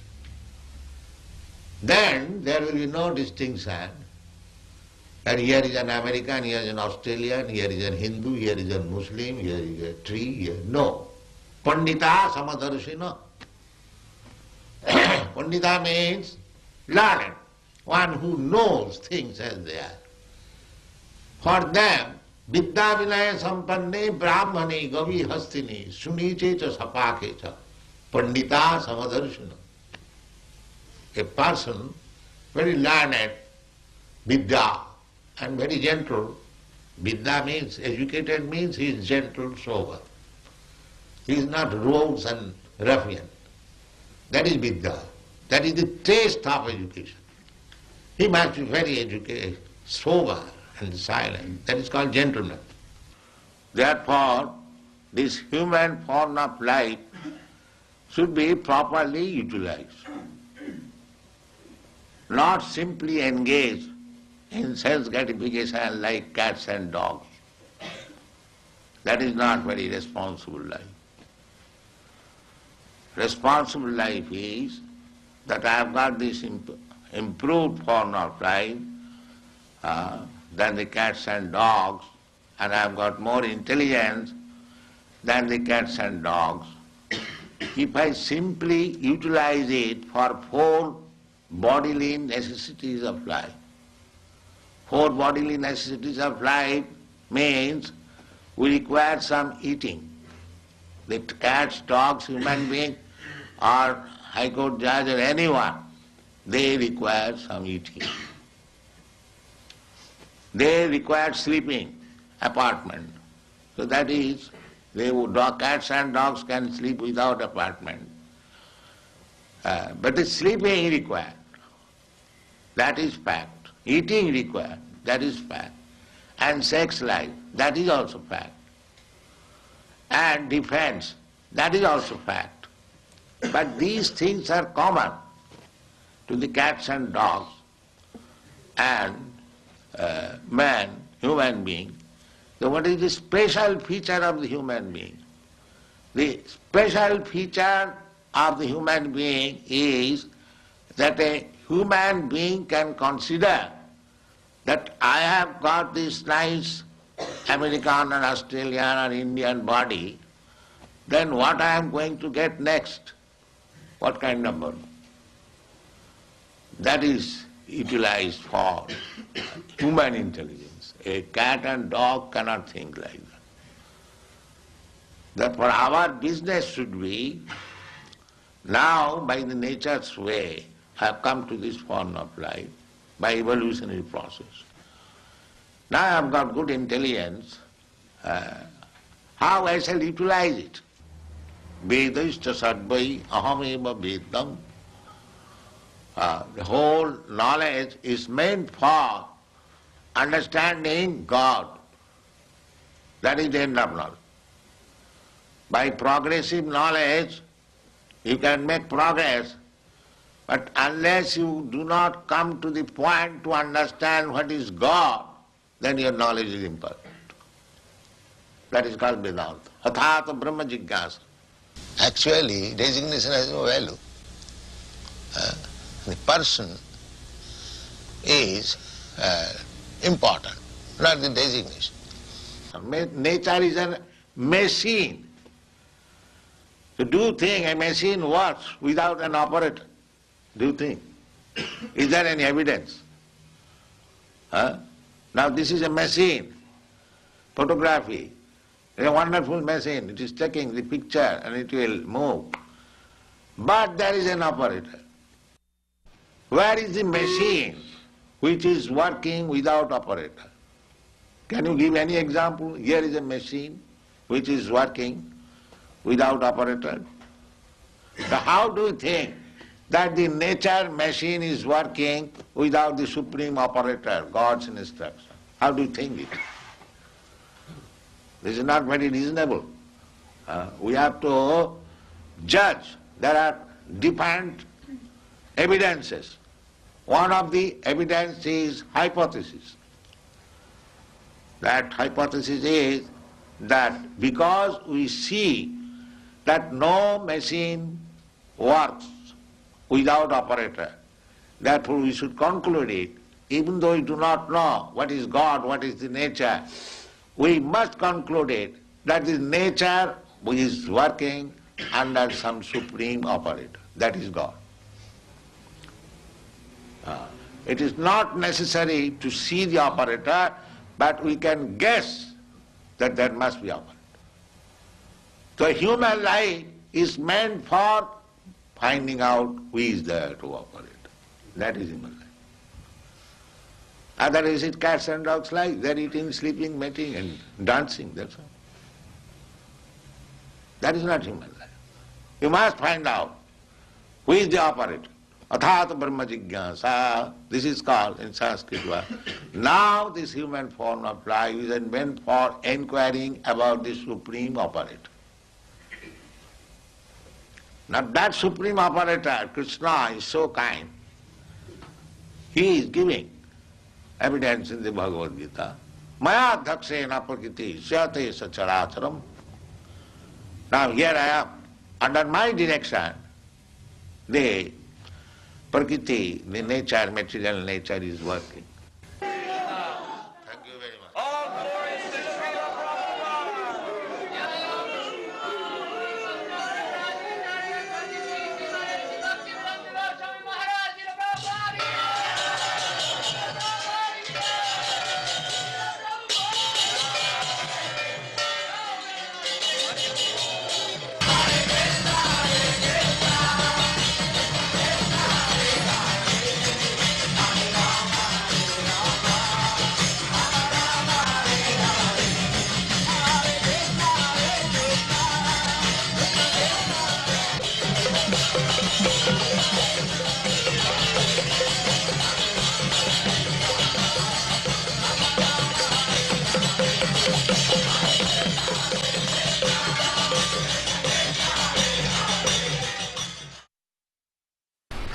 Unfortunately, I am thinking this is American pains and pleasure.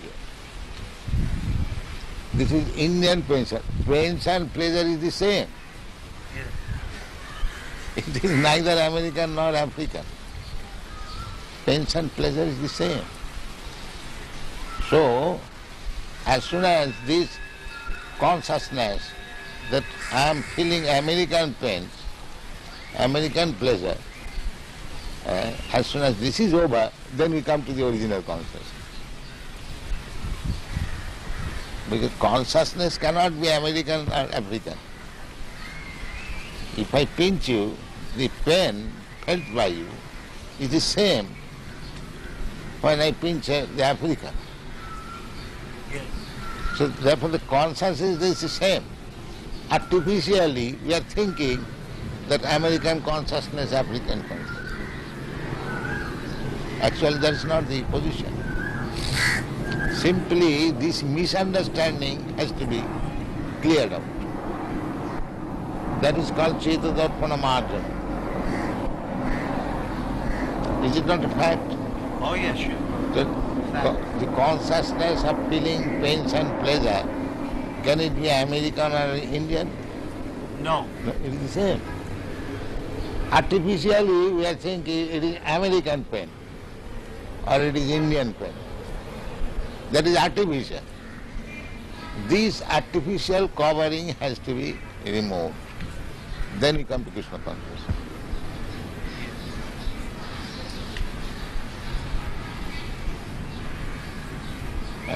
Feelings, consciousness is not American, African or Indian. Consciousness is the same. When you feel hungry, is that Americans feel a different way hungry? The African feels in a different way. The hungry appetite is the same. Now if you say this is American appetite and this is Indian appetite, that is artificial. So when you do not go to the artificial platform, that is Krishna consciousness. And that is explained in Narad Pancharatra. Sarvapadhi vinirmuktam tatparatena nirmanam. Rishikena rishikesha sevanam bhaktirishcha. When we become free from these artificial designations, American consciousness, Indian consciousness, African consciousness, there is no such thing. This is artificial. Even bird and beast, they also feel consciousness, pains and pleasure. Just like when there is scorching heat, you feel some pain. Is that American, Indian or African? Scorching heat is every feeling. If you say that I am feeling scorching heat American way, क्यों जी? हाँ जी। ऐसा हो सकता है? नहीं हो सकता। Simply these are artificial. And everything is depending on consciousness. Everything depending on consciousness. Therefore, Krishna consciousness is the original standard consciousness. The big airship 747 is flying because the pilot is there. And the pilot is a soul, powered by another bodily machine. That is missing point in the modern civilization. That is, who is working with the machine? That they do not know. That is ignorance. It is said in Sri Bhagavad Gita, Ishara sarvabhutanam riddeshe arjuna tisthati, Brahman sarvabhutani jantrarurani maya. Jantra means machine. Actually they are finding that a big, nice machine, computer, without an operator it does not work. And this huge machine is working without any spiritual touch. Just see how foolishness. They think automatically work. Nature is working automatically. Do they not think? They think there's a mind, but not a soul. Now, that's all right. Something is there which is working. Now that may be mistake. You call it soul or mind, that is next understanding. But the machine is not working independently. That should be understood first. Then how the machine is working, that will be next chapter. So they have no understanding even how the machine is working.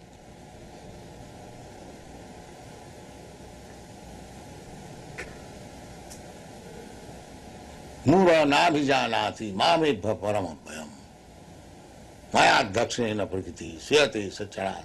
That they do not know, muras. So if you do not know how the machine is working, then what is the value of your education? Education means enlightenment. You do not know what is the final cause. The huge body is working as nature. So many planets, so many big planets like sun, moon, they are floating in the air. And who has made this arrangement? There we see every day.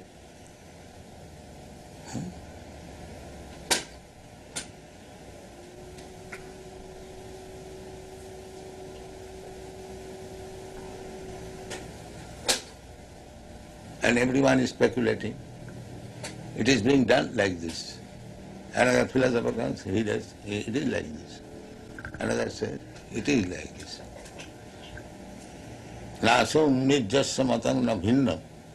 A philosopher is not a great philosopher if he does not defy the other philosopher. Is it not? So this process is going on. I defy you, you defy me, that's all. But what is the real fact? Neither you know, neither I know. But we write big articles. That is going on.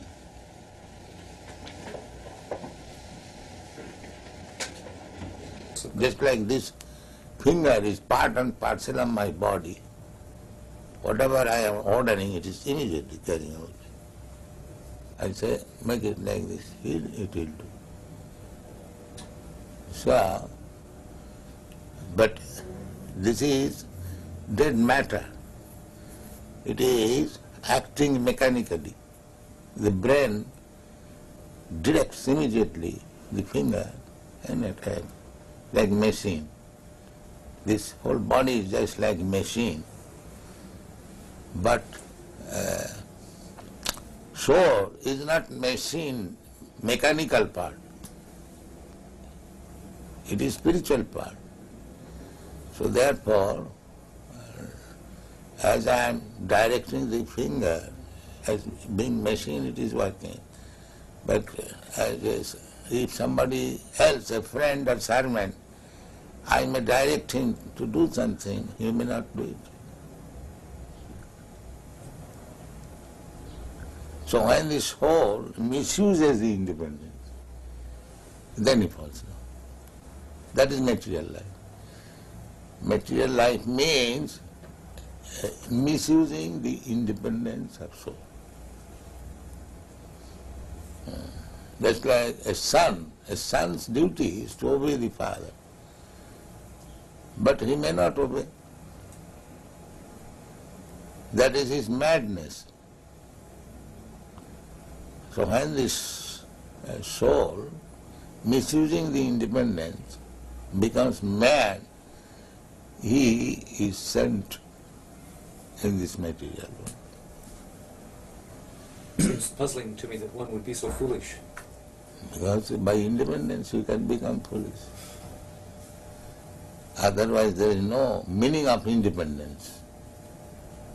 Independence means you can do whatever you like. That is stated in the Bhagavad Gita, that Jathechasi tatha kuru. Find out this verse in the 18th chapter. That independence is there. After instructing the whole Bhagavad Gita to Arjuna, Krishna gave him the independence. Now, whatever you like you can do. Krishna never forced him to accept the teachings of Bhagavad Gita. He gave him the independence. Now, whatever you like you can do. And he agreed. Yes, now my illusion is over, I shall act, as you say. The same independence. Yes? This is in the 18th chapter. Thus I have explained to you the most, the Sanskrit first? Yeah.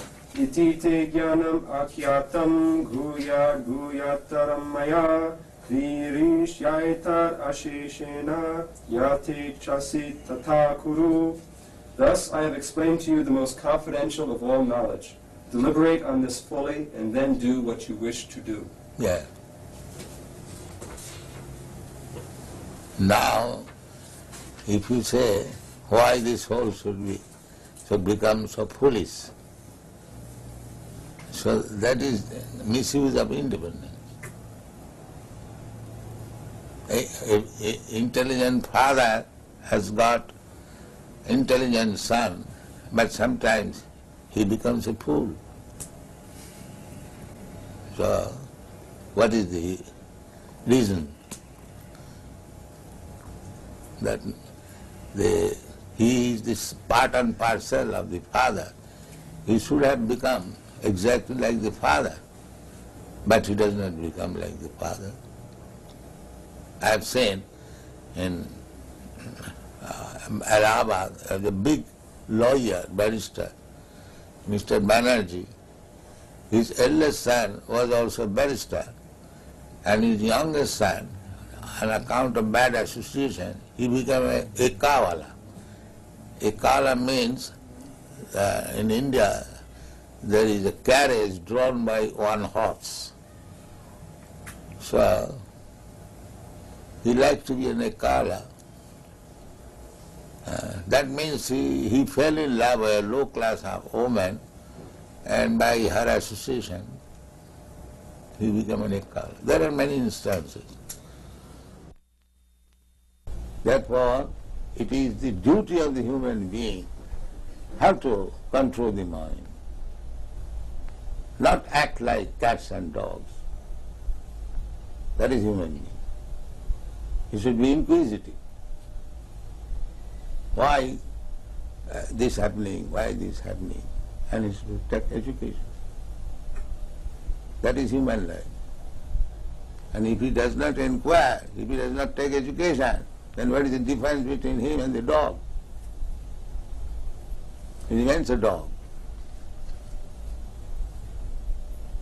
He has got this opportunity of human life. He should take advantage of understanding what is what. Not to keep himself in the dog status, simply eating, sleeping, sex life and defending. That is the distinction between dog and human being.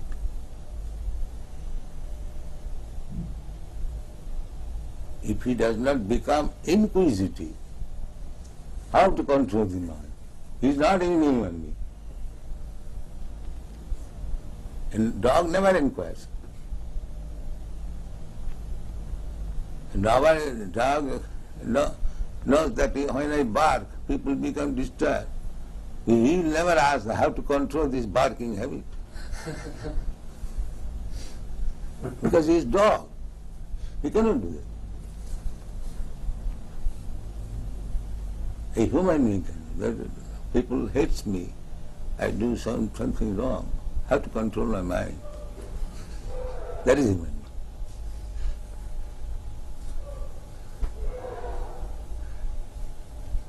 That is the difference between human being and dog.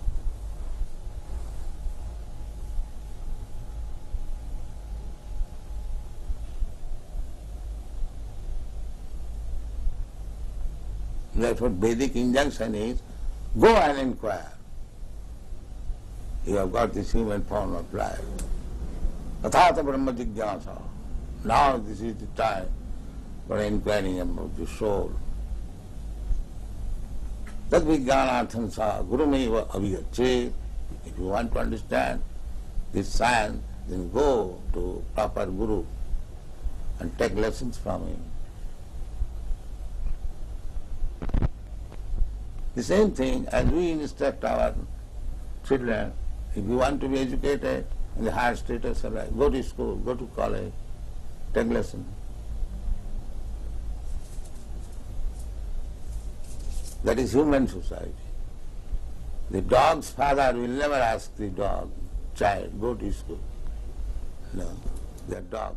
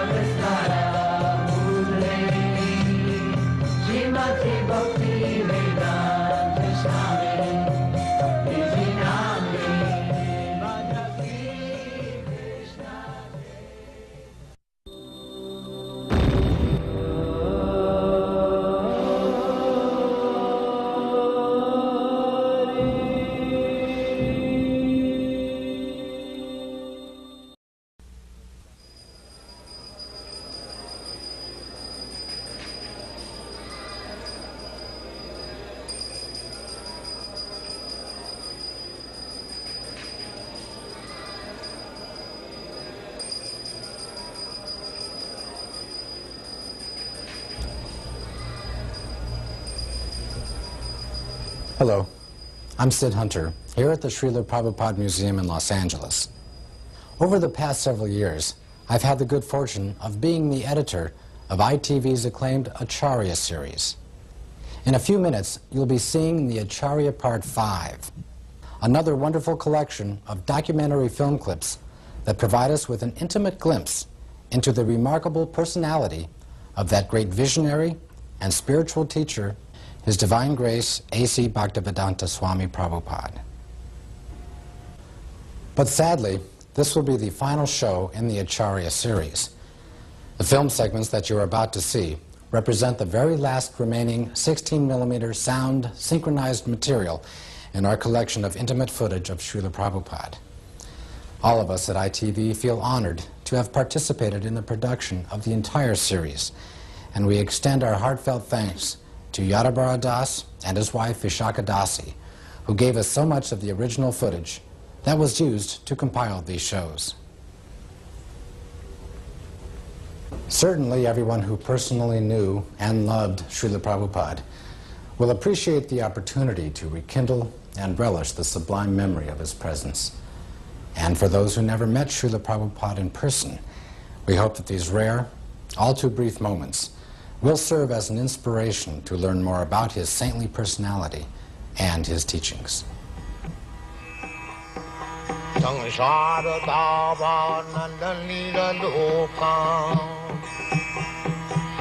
At the ripe old age of 69, His Divine Grace, A.C. Bhaktivedanta Swami Prabhupada, boarded an Indian steamship bound for America. Like so many who have come before, he arrived with only a few dollars, a couple of battered trunks, and a dream.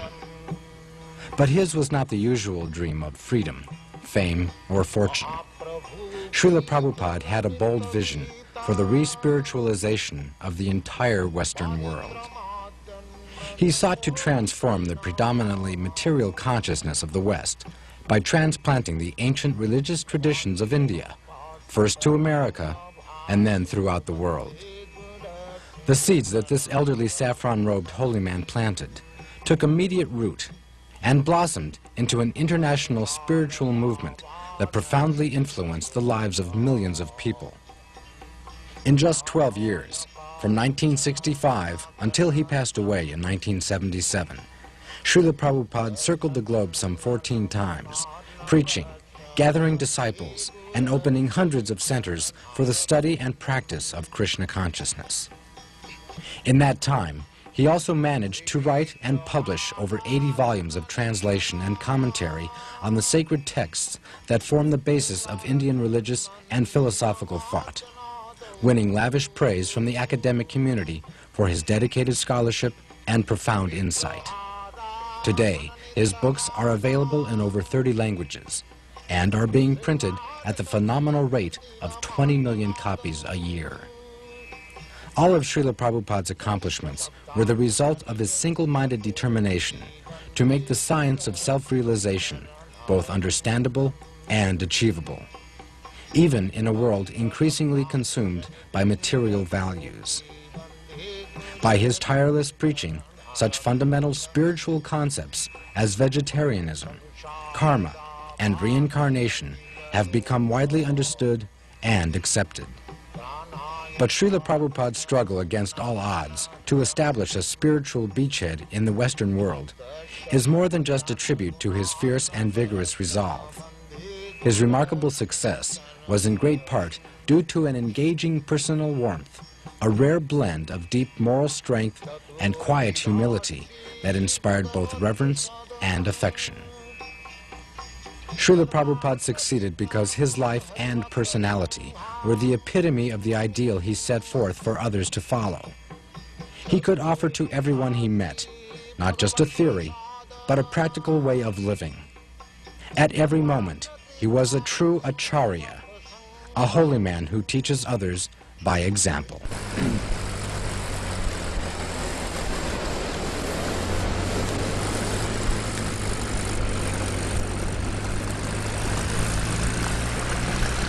Hare Krishna. That is our motto. Krishna is sun. You know? Krishna Surya Sama. So, when Krishna sun is there, all these glowworms, lightning,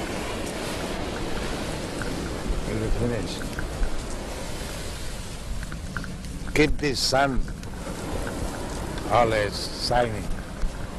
Then this glowworms will be finished.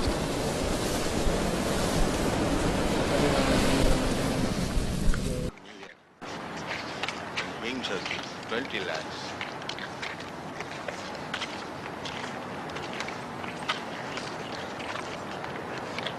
There was one newspaper article in the paper I was reading. They were advertising a new book about the evolution of man, and they were saying that there was approximately 2 million varieties of life on this planet. This was the calculation of the scientists. 2 million? No, 8 million. All right.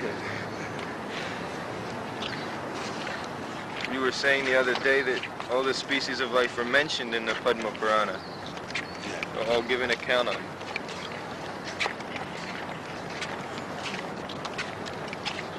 But is it divided by country, or within one country there are many species? You are taking up country, but Shastra takes of the planets, not of the country. Your idea is very simple. Country, national. But Shastra is not, there is no such thing as national. You take the whole universe as a whole. They consider from that angle of view. One planet or universe, like, let's say last night the girl was astonished how this planet can be governed by one king. But it was being actually done. And the whole universe is being governed by Brahma, one person. So one must know how to govern. It's like we have got different divisions for different zones.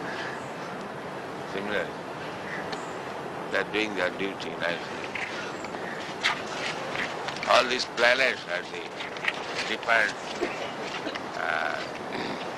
residential quarter of different demigods. They are controlling the whole universe. In comparison to them, this human being is nothing. Very good chance of realizing God in the human form. Just like difference between Western countries and India. India has a very quick chance of realization of God. The atmosphere is so nice. So, this planet is good for God realization, and the best place is in India. So, in this planet, everybody is meat eating.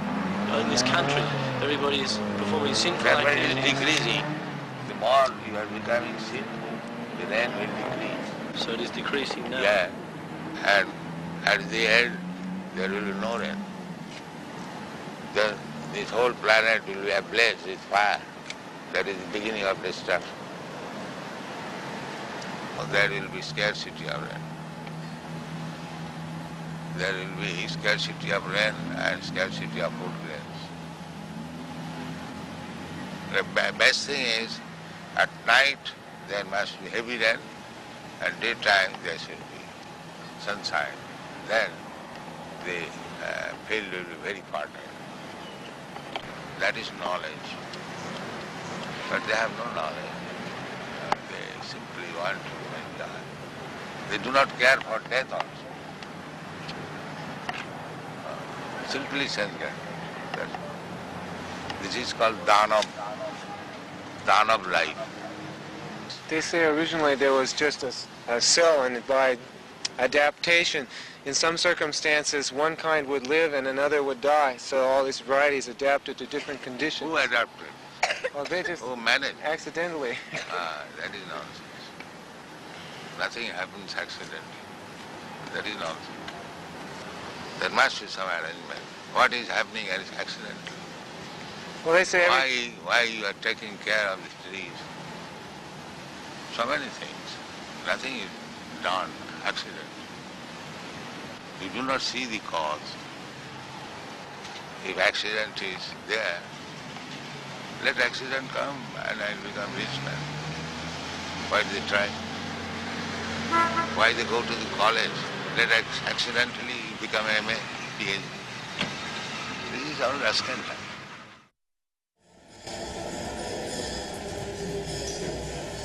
Dr. Myers finds that he's chanting Hare Krishna a little in the shower now. When he takes a shower, he chants a little now. One press reporter in the Berkeley University in the beginning, he wrote his article and he read that after hearing this Hare Krishna for a few minutes, I came home chanting all the road Hare Krishna, Hare Krishna.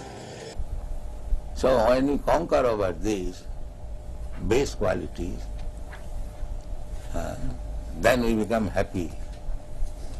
Tadarajastamo bhava kamalobha dayastaji chita iti anavidyam. When the consciousness is not influenced by these base qualities, chita iti sthita sakti prasidati, being situated on the platform of Satagun, he feels happy. That is the beginning of spiritual life. When so long the mind is disturbed by lusty desires and greediness, there is no question of spiritual life. Therefore, the first business is how to control the mind so that it may not be influenced by the base quality, lusty desires and greediness.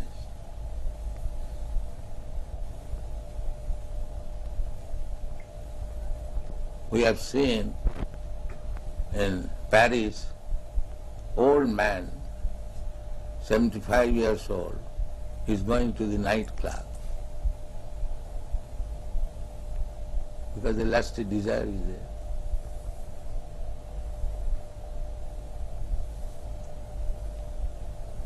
He pays $50 for entering the club, and then he pays further for other things.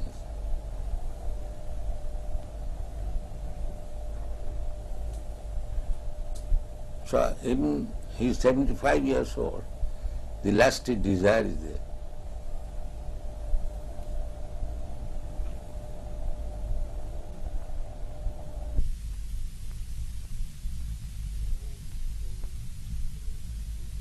Fall out of the spiritual sky at once or at different times, or are there any souls that are always good, they're not foolish? They don't No, there are majority, 90%, they're always good.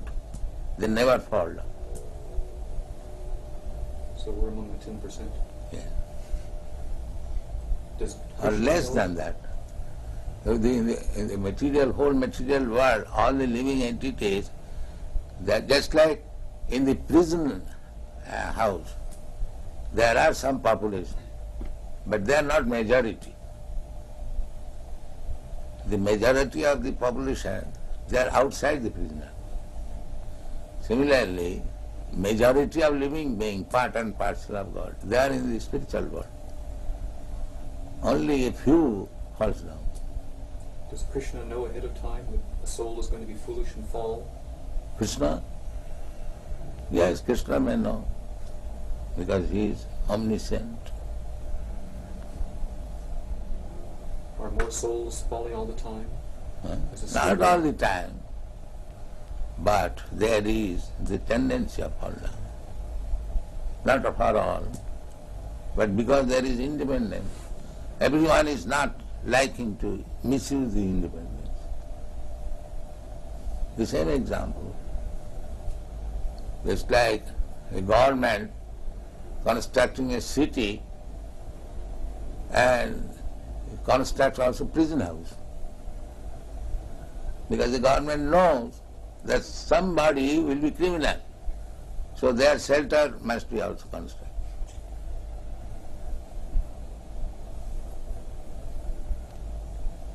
It is very easy to understand. Not that 10% population will be criminal. But government knows that some of them will be.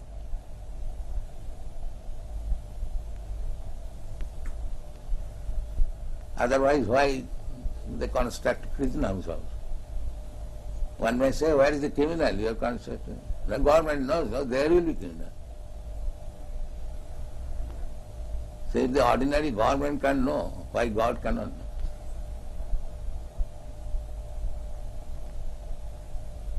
Because there is tendency. The origin of that tendency is? Yes. From where does that tendency Tendency means the independence. So, everyone can know that independence means one can use it properly, one can misuse it. That is independence. Therefore, it is the duty of the human being how to control the mind, not act like cats and dogs. That is human being. He should be inquisitive. Why this happening? Why this happening? And he should take education. That is human life. That is the difference between human being and dog.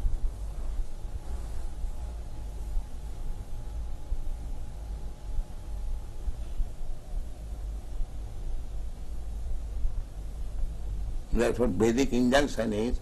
Go and inquire. You have got this human form of life. Athata Brahma Jigyasa. Now this is the time for inquiring about the soul. Tad vijnanartham sa gurumeva aviyachet.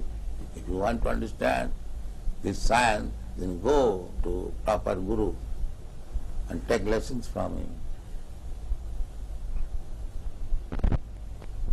The same thing as we instruct our children. If you want to be educated in the higher status of life, go to school, go to college, take lessons. That is human society. The dog's father will never ask the dog, child, go to school. No, they are dogs.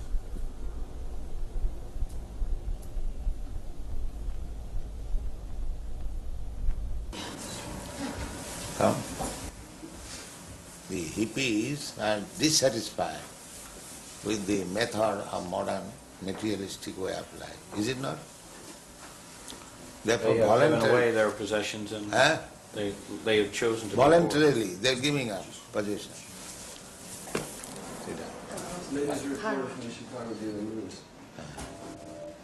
Because they had already given up material possessions and so they were prepared. No, they misguided. They want to have something new, but they are not accepting what is actually better. Some of them are accepting. But there is frustration, there is no doubt.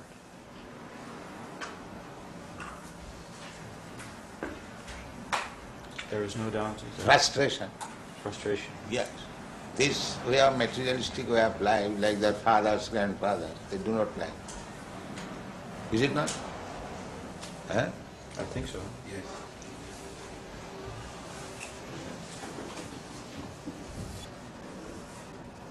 In Los Angeles, do you live in richness? Do you have a car and a chauffeur and a yacht? I'm the guru of the richest country. Why shall I not have car? Do you follow? No, I don't. If I am guru of the richest country, then why shall I not have a car? So you have one? I have many. In each center I have got at least 1 dozen cars.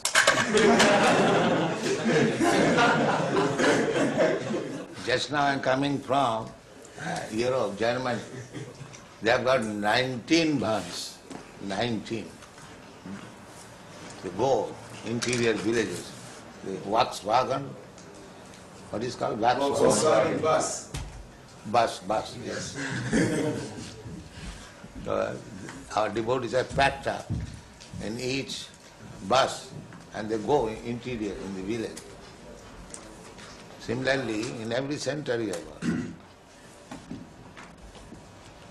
In Germany, in England, in Los Angeles, in New York, here also. Yes. There's 9 vehicles here. Huh? 9 vehicles. Just see. 9 vehicles in Chicago? Yes. Some spiritual leaders of various groups live in great richness with a chauffeur and expensive cars and boats. Yes. What about you? Because I know you are envious, therefore I don't sit here. I'm sitting here.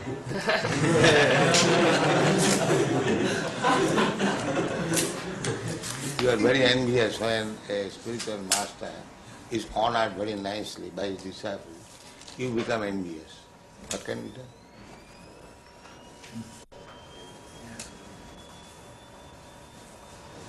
But that is the etiquette. The spiritual must be honored as good as God. But you people you do not know. You become envious. Why this man is sitting in this position, in this gorgeous way? Why? What can be done? Are you honored as good as God? Yes. Srila Prabhupada is the most exalted personality on the earth, so he must be honored in the highest fashion. No, that is the injunction. Jasya prasadat. What is that verse? Sakshad harittena samasta shastri ruktas tatha bhavata eva sadhi kintu prabhuja priya eva tasya. Spiritual master should be honored as good as God. That is the injunction of the scripture. But the tailor, according to the body, made a covering of this hand, and this looks like a hand. This covering of the chest looks like a chest. Therefore the impersonal means the material covering. Otherwise, spirit soul is person. Let's say you go to the tailor, according to your body, the tailor will cut a coat. This coat, ingredients of the coat, the cloth, that is impersonal. But it is made like a person, covering of the person. In other words, the spirit soul is person. As much as God is also person. Imperson means the covering. Try to understand. The covering is impersonal, not the living being who is covered. He is not impersonal, he is person. Very simple example. The coat shirt is impersonal, but the man who is putting on coat he is not impersonal. He is person. So, how God can be impersonal? The material energy is impersonal. That is explained.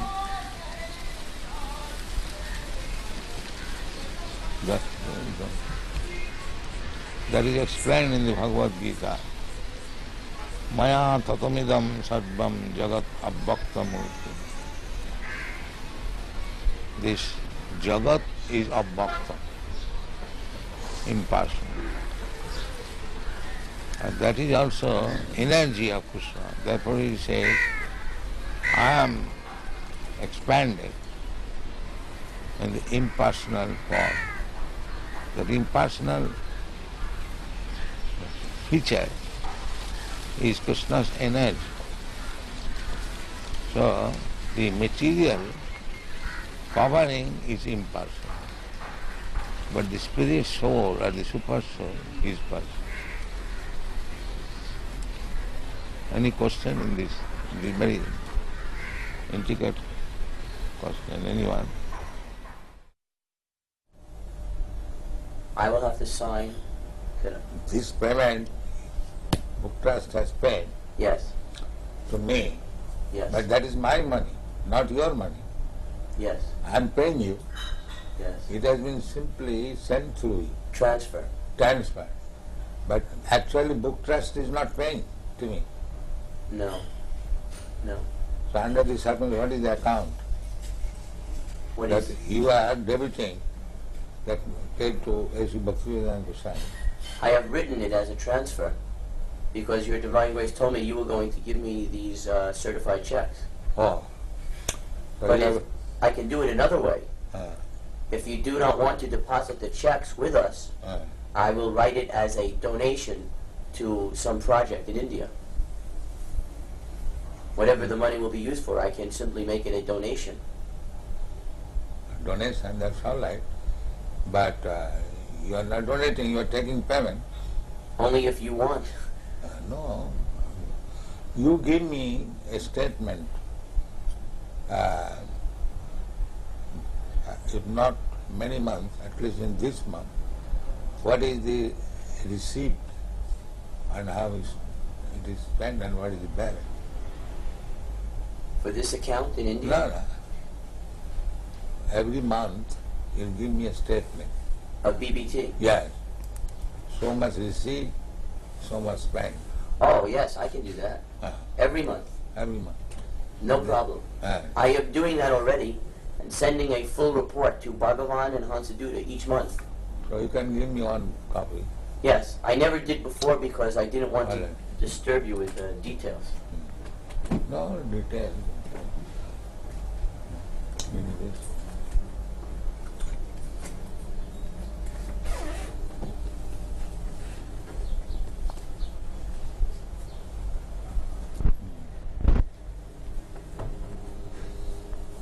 I love to also keep and record. So you can, for transfer, receive the check. Yes. Is that all right? Yes. I am giving in favor of BBT. Yes. And you... We are acting like your bank. Huh? We are at BBT is acting like your bank. Yes, that's it. That is it.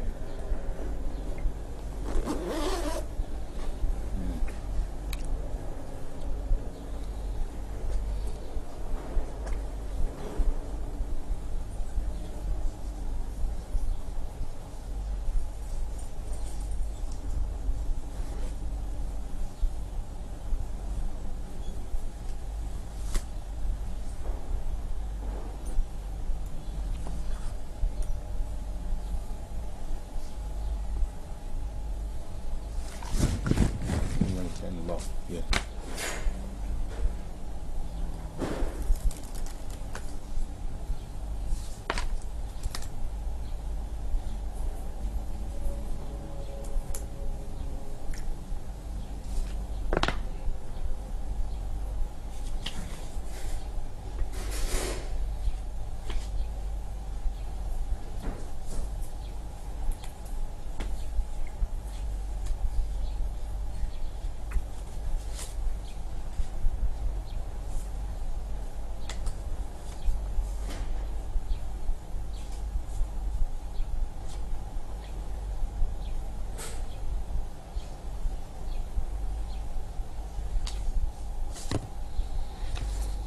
There is no sufficient man or they are not working. Otherwise there is tremendous market. I did it personally. When I was alone, I was selling this Bhagavad.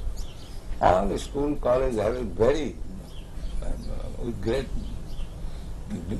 delight they were taking. And then I've got standing order of the American embassy, 18 copies of each book as soon as it's published. The same standing order.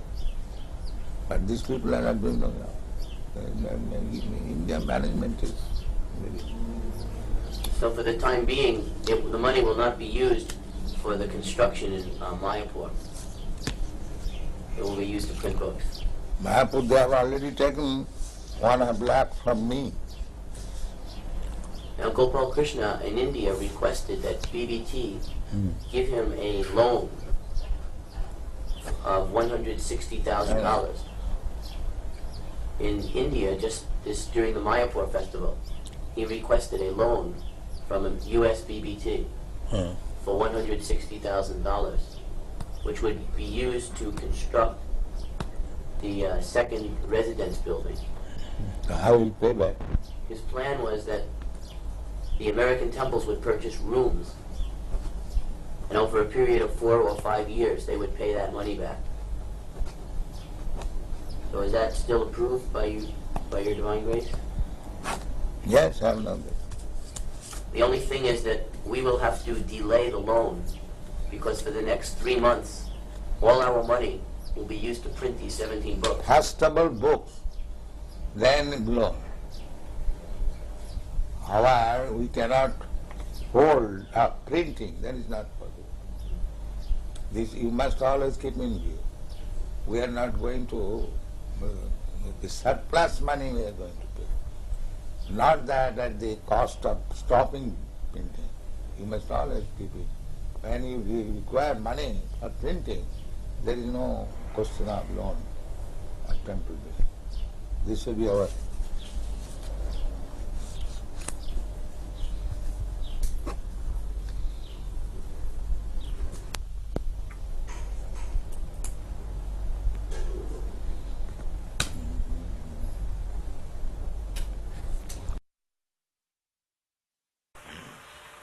He says, how would we react if someone breaks in and tries to rob the building? Rob? A thief. What would we do if a thief came in? In other words, would we be violent? You shall punish him. You shall be violent? Why not?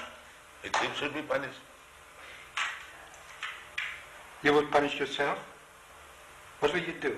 Would you start attacking him? No.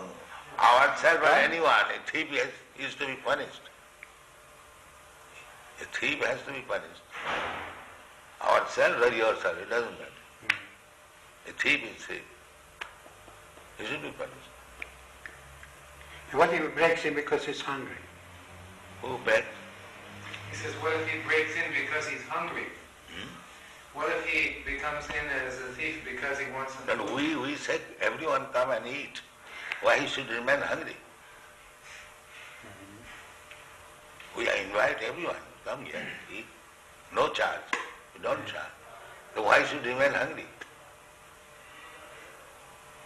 Let us increase this program.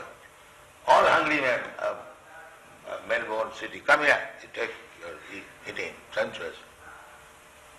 We invite, come on. Why you should remain hungry? The minister is elected according to public will in our society. Because they have made a department just like your, what is the department? Social welfare. Social welfare. So if they find social welfare, why not help? Why they bring politics? If actually there is social welfare here, why they should not support it? Yeah, well, you're right. But in our society, minister is elected to carry out certain policies. Not what he wants, but what the people sort of voted for. And they are taxed to support. And if your policy is social reformation, social reform is not our policy. Then social welfare. So just to look after those who are in trouble. That's our policy. Everyone is in trouble. Right? At the present moment, even the ministers are in trouble. Yes, but that is not what our function is. Everybody's in trouble. Physician, heal thyself. You see? They are also drunkards, they are also woman hunters, and meat eaters, and gambling, that's all. They require to be rectified. But we can't help that. That's society. You have to go and change society. Then society tells us to act differently. But unless you change the society, how you can make social welfare? Well, if you keep them as it is, there is a question of welfare. Give it a different interpretation to the word. How this, I don't... Does you understand me? Basically, one must be first class, ideal man. That is one. That's why it's so very difficult. You have to work on your own and always have to see that you have freedom to work. And if you convince enough people to go your way. Our own program, it is not boxed properly. You find out fault with us. Huh? You find out what is our fault. I can't see any fault. Then you can disagree. But when you see everything is nice, how you will not accept it? Unless you are biased. Of course I'm biased. I've been brought up differently. Yes. That's like our... Because you're biased against my life. No, we are not biased. We say that just like we are not biased, we are allowing. We say that if you want to be first class man, then you must not commit sinful activities. That is our problem. But I as a public servant, I'm not here to change society. But Society we are also tells me public. what to do. We belong to the public. You must become our servant also. Yeah. But?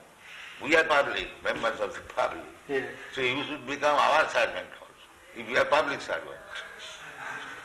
A public servant is, in our philosophy, is a man who serves a minister elected by the people. It's this way he serves the public. Yeah. And what the public decides is something different. Just like we are proposing here, I am not proposing. Krishna says that one must be peaceful. So how to become peaceful? If his mind is always disturbed, how he can become peaceful? Quite right. So that is the secret of success. You want to make people peaceful, but you do not know how to make him peaceful. Yeah. So therefore you have to adopt this. You have a competitive society. Yeah. We say that you chant Hare Krishna, eat here sumptuously, live here comfortably, and you become peaceful. It is guaranteed. If anyone, even a madman, agrees to this principle, that let him chant Hare Krishna mantra, take whatever nice food stuff we prepare, take, and live peacefully. He will be peaceful. What's your answer that still such a small percentage of the population, tiny percentage of the population, except the philosophy that sounds so tiny percentage, just like there are so many stars in the sky, and there is one moon. In percentage, the moon is nothing. If you take percentage of the stars, the moon is nothing. But moon is important than all the nonsense stars. But because he is moon, he is important than all these rascal stars. This is the example. What is the use of taking percentage of the stars in the presence of moon? Let there be one moon, that is sufficient. There is no question of percentage. One ideal man.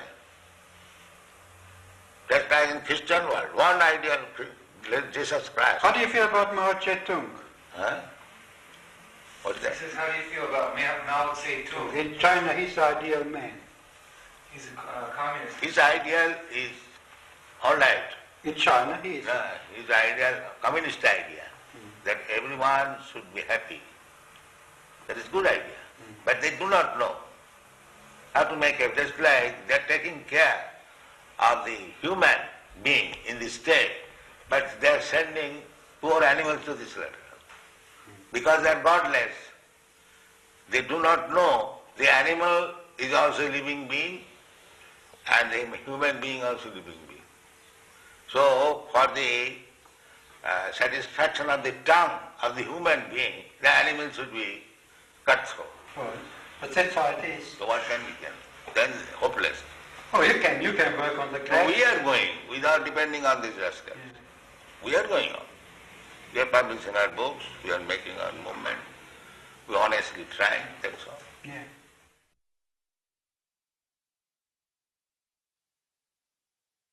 Dr. Gerson has promised that he'll read every single one of your books before he writes his book. He's very That's serious. very kind of him. We have got about 50 books. He knows. And it is increasing. Perhaps in the next 2 months, we shall increase another 17 books. When the person came first, he was doing some drugs or some nonsense. And now that he's taken the Krishna consciousness, he has become so much more of a healthy and wholesome person. That is the test. That is the test. That is the real test. How we got so many devotees from the hippie group. So how they have given up all their bad habits. This is the real test. So the function of his testing is to show that change takes place in a way that other scientists will accept it. That is his purpose. Oh, that's nice. And that is already admitted by educated class. Therefore they are becoming attractive. Well, there are still many who aren't familiar with the movement, and I hope to familiarize them. But I say that even there is something wrong, it is not impediment. They are making propaganda that these American devotees, they are CIA.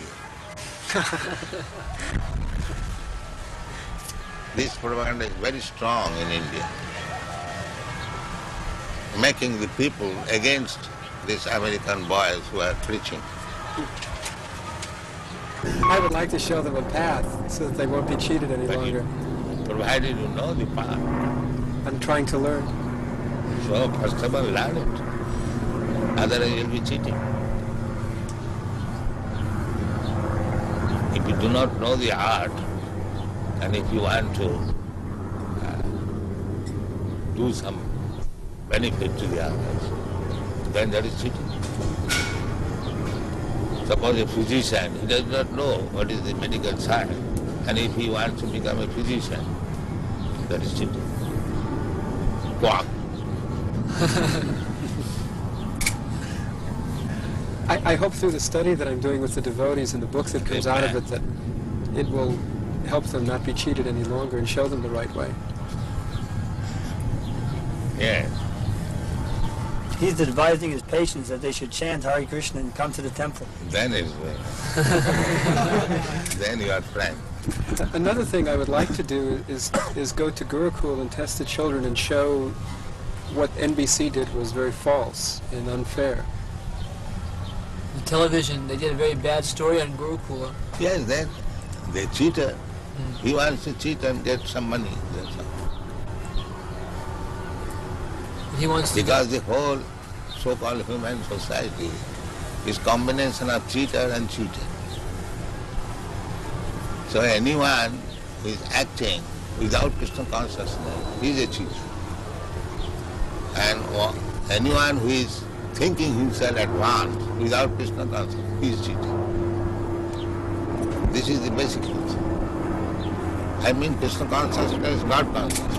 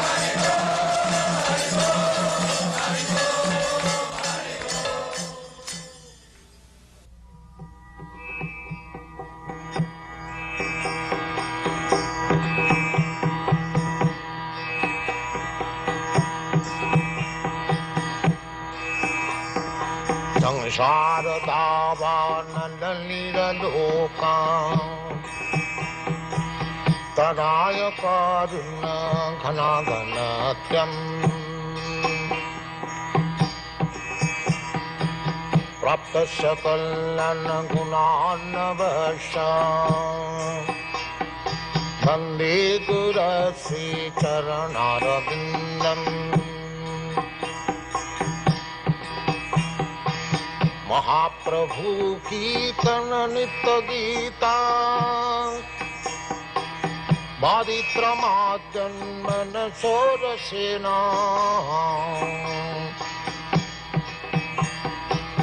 रोमाञ्चकं पाशुतरङ्गभाजो वन्दे गुरुश्रीचरणरविन्दम्